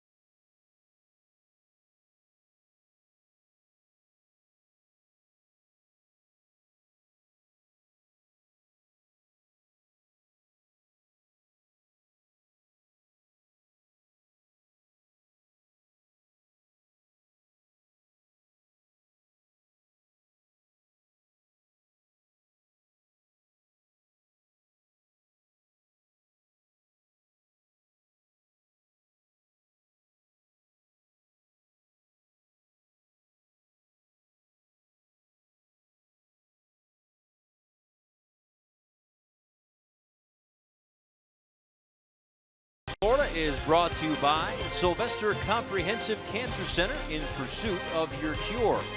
By your South Florida Honda dealers. Chilly night here in the Bronx, but a great night in terms of the offense for the Marlins. 9 runs, 11 hits. The pitching has done its job, led by Harlan Garcia, who had another stellar outing tonight. 5 innings, 1 hit. David Robertson, the 4th pitcher of the night for the Yankees. The game started by Masahiro Tanaka. 5 innings, 6 earned runs for Tanaka. So Robertson will face Rojas, Castro, and Bohr here in the 9th inning. Well, Dave Robertson really represents one of our earlier conversations, talking about how some pitchers have had to change that arsenal, kind of reinvent themselves. He has done just that. His first go round with the Yankees, he was a fastball first guy, throwing it about 72-73% of the time. He'd mix in his curveball. Now he's got a slider, and he uses the fastball only about 40% of the time. You will see the slider, like you just saw right there, along with a curveball. Just how he uses his arsenal, a little bit different now. Rojas 1 for 3. Also walked and scored a run in that 3-run first inning.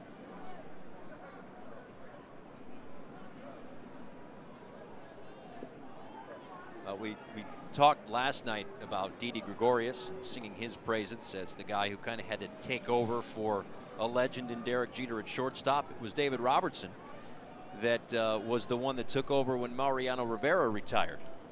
So you talk about some big shoes to fill. Well, he filled them pretty well. Yeah.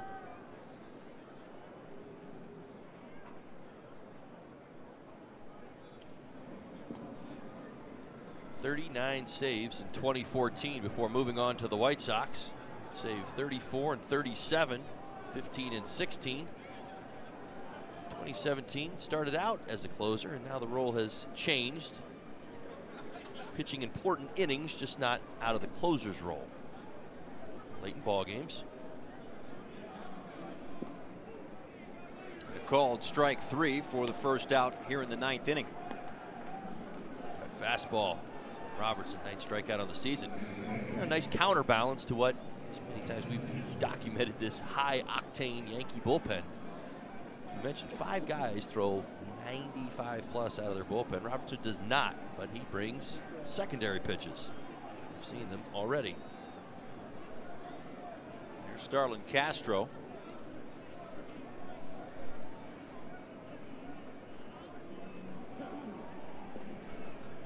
Well, one guy that does, as long as his shoulder's not barking, which it is right now, Tommy Kahnle. So Kahnle's seen his velocity dip. It was Kahnle and Robertson and Todd Frazier that came over from the Chicago White Sox last year.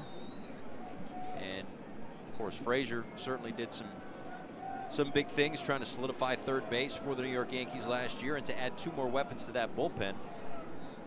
When it sounded like again, here we are, the Yankees and the Red Sox. It always goes back to them. Both teams needed somebody at third base, and it sounded like rumors were swirling that Frazier was going to be in Boston. He's going to be in Boston. All of a sudden, the news comes down that not only is he going to New York, but the Yankees are getting 2 big pieces to that bullpen, which was already strong. And everybody showed up. All 3 of them got to the Yankees and performed, and were certainly a big part of what they accomplished last season. Frazier, some big moments with the bat. See Robertson, Kahnle outstanding. I thought it was very interesting last night. We saw him warming up in the bullpen. Today onto the disabled list. Something definitely off. There's Aroldis Chapman who's getting loose. Some work in here in the 9th. Called strike 3, back-to-back strikeouts for Robertson, 2 away in the 9th. Robertson misses his spot big time. Starlin Castro, as I kind of documented the other night, how you feel catchers move outside. Gary Sanchez setting way up on that outside corner. Castro looking across the plate, only to have that cut fastball back up. Second out in the ninth. So now it's Justin Bohr.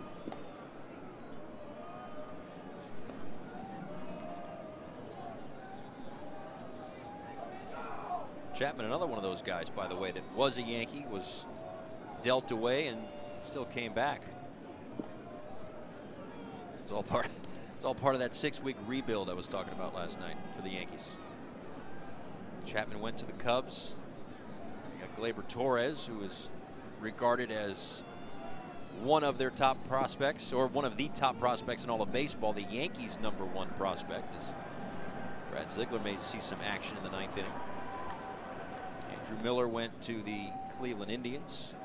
Brought in Clint Frazier, one of the Yankees' top prospects. As Bohr strikes out, and Robertson strikes out the side here in the 9th inning. But the Marlins have a 9-0 lead as we go to the bottom of the 9th here in the Bronx.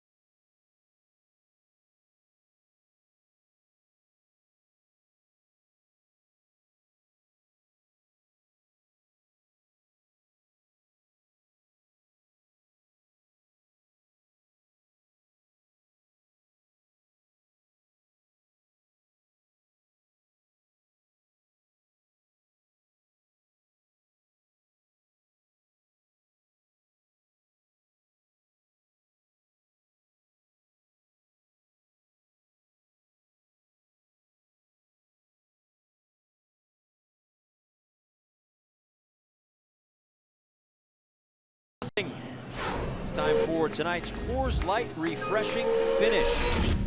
And it was Harlan Garcia who was superb as a starter yet again.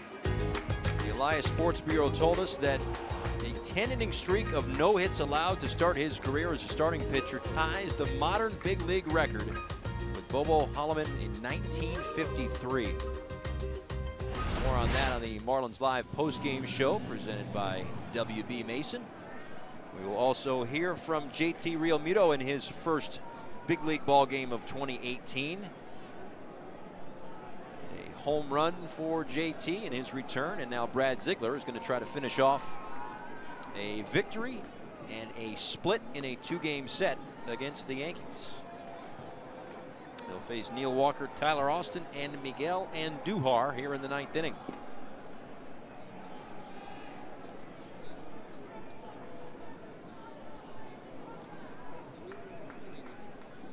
Struggles continue for Neil Walker as he is 0 for his last 15. 1-1.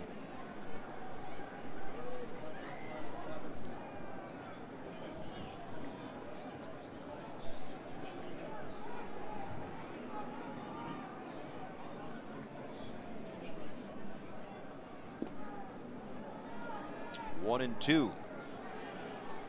Last time we saw Brad Ziegler was against the Pittsburgh Pirates. 3 days ago, worked an inning, gave up 3 hits and a run. It was in that 1-0 game. Kind of got beat by the bunts. To first, Rojas waves off Ziegler, 1 away.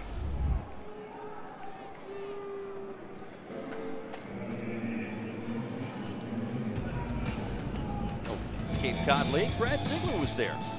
As we await. You think that pitch was from underneath or over the top? Well, first of all, he's wearing eye black as a pitcher, so there's nothing wrong with that. Let that go. No, I'm saying that's just mean. That's in a good way. Right. It's baseball. That's my kids do that stuff all the time. They pitch with their batting gloves on, their wristbands, you name it. The rules don't really kick in until you get here. Of course, yeah. It's like golf. You get a bad light, nudge it out of the way a little bit. Nobody wants to shoot a 115. Not me. I'd rather shoot a 105. A dishonest 105. That's a lot. You feel better For about me, that? that's a lot better than a very honest 115. Well, this is the 25th appearance for Brad Ziegler against the Yankees. He's had some storied history, very good numbers, 1.90 ERA.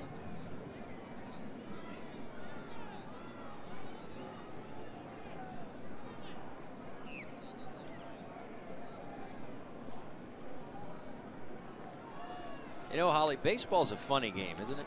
It is. We watched these very same teams last night, and it was all Yankees from the get-go.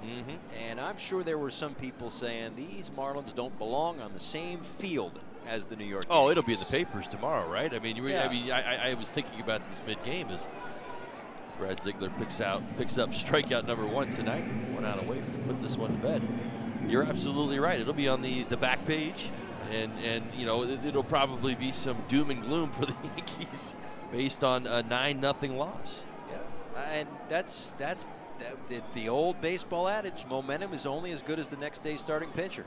And when you get a start like you got from Harlan Garcia today, the offense stepped up early, by the way. Yeah, how about everybody? I mean, there's a goose egg right there in the Yankees column. I mean, this is an offense that was roaring, and not just last night. They'd been above average, better than most. Well, Andujar, deep left. Right as I was about to tell you that the Yankees haven't been shut out the last 79 games. Yeah, I'm going to have to blame you for that. I feel like you just set me up. I wandered down that hole. Well, there are no 9-run home runs, so there's that. But a solo home run nonetheless for Andujar, and the Yankees are on the board with 2 outs here in the 9th. Well, regardless, the Marlins pitching tonight, as far as outstanding, very solid. See the swing one more time from Andujar. Backs up a little bit. Uppercut swing.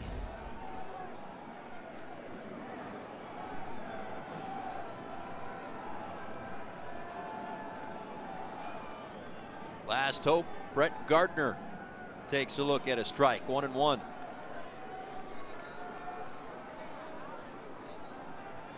Well, we said it before, the Marlins got beat up in Philadelphia 20-1.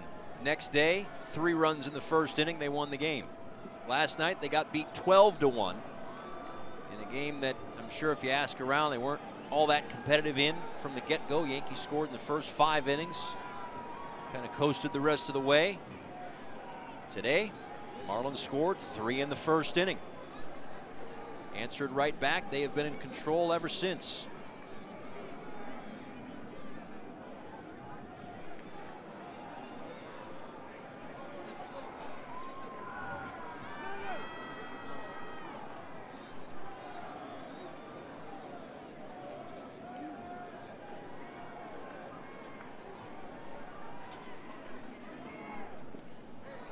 Swung on and missed, strike 3. Brad Ziegler finishes it off. And the Marlins beat the Yankees 9-1 tonight in the Bronx and gain a split in this 2-game series. So a happy flight to Milwaukee to enjoy an off day before a 4-game set against the Brewers as the road trip continues.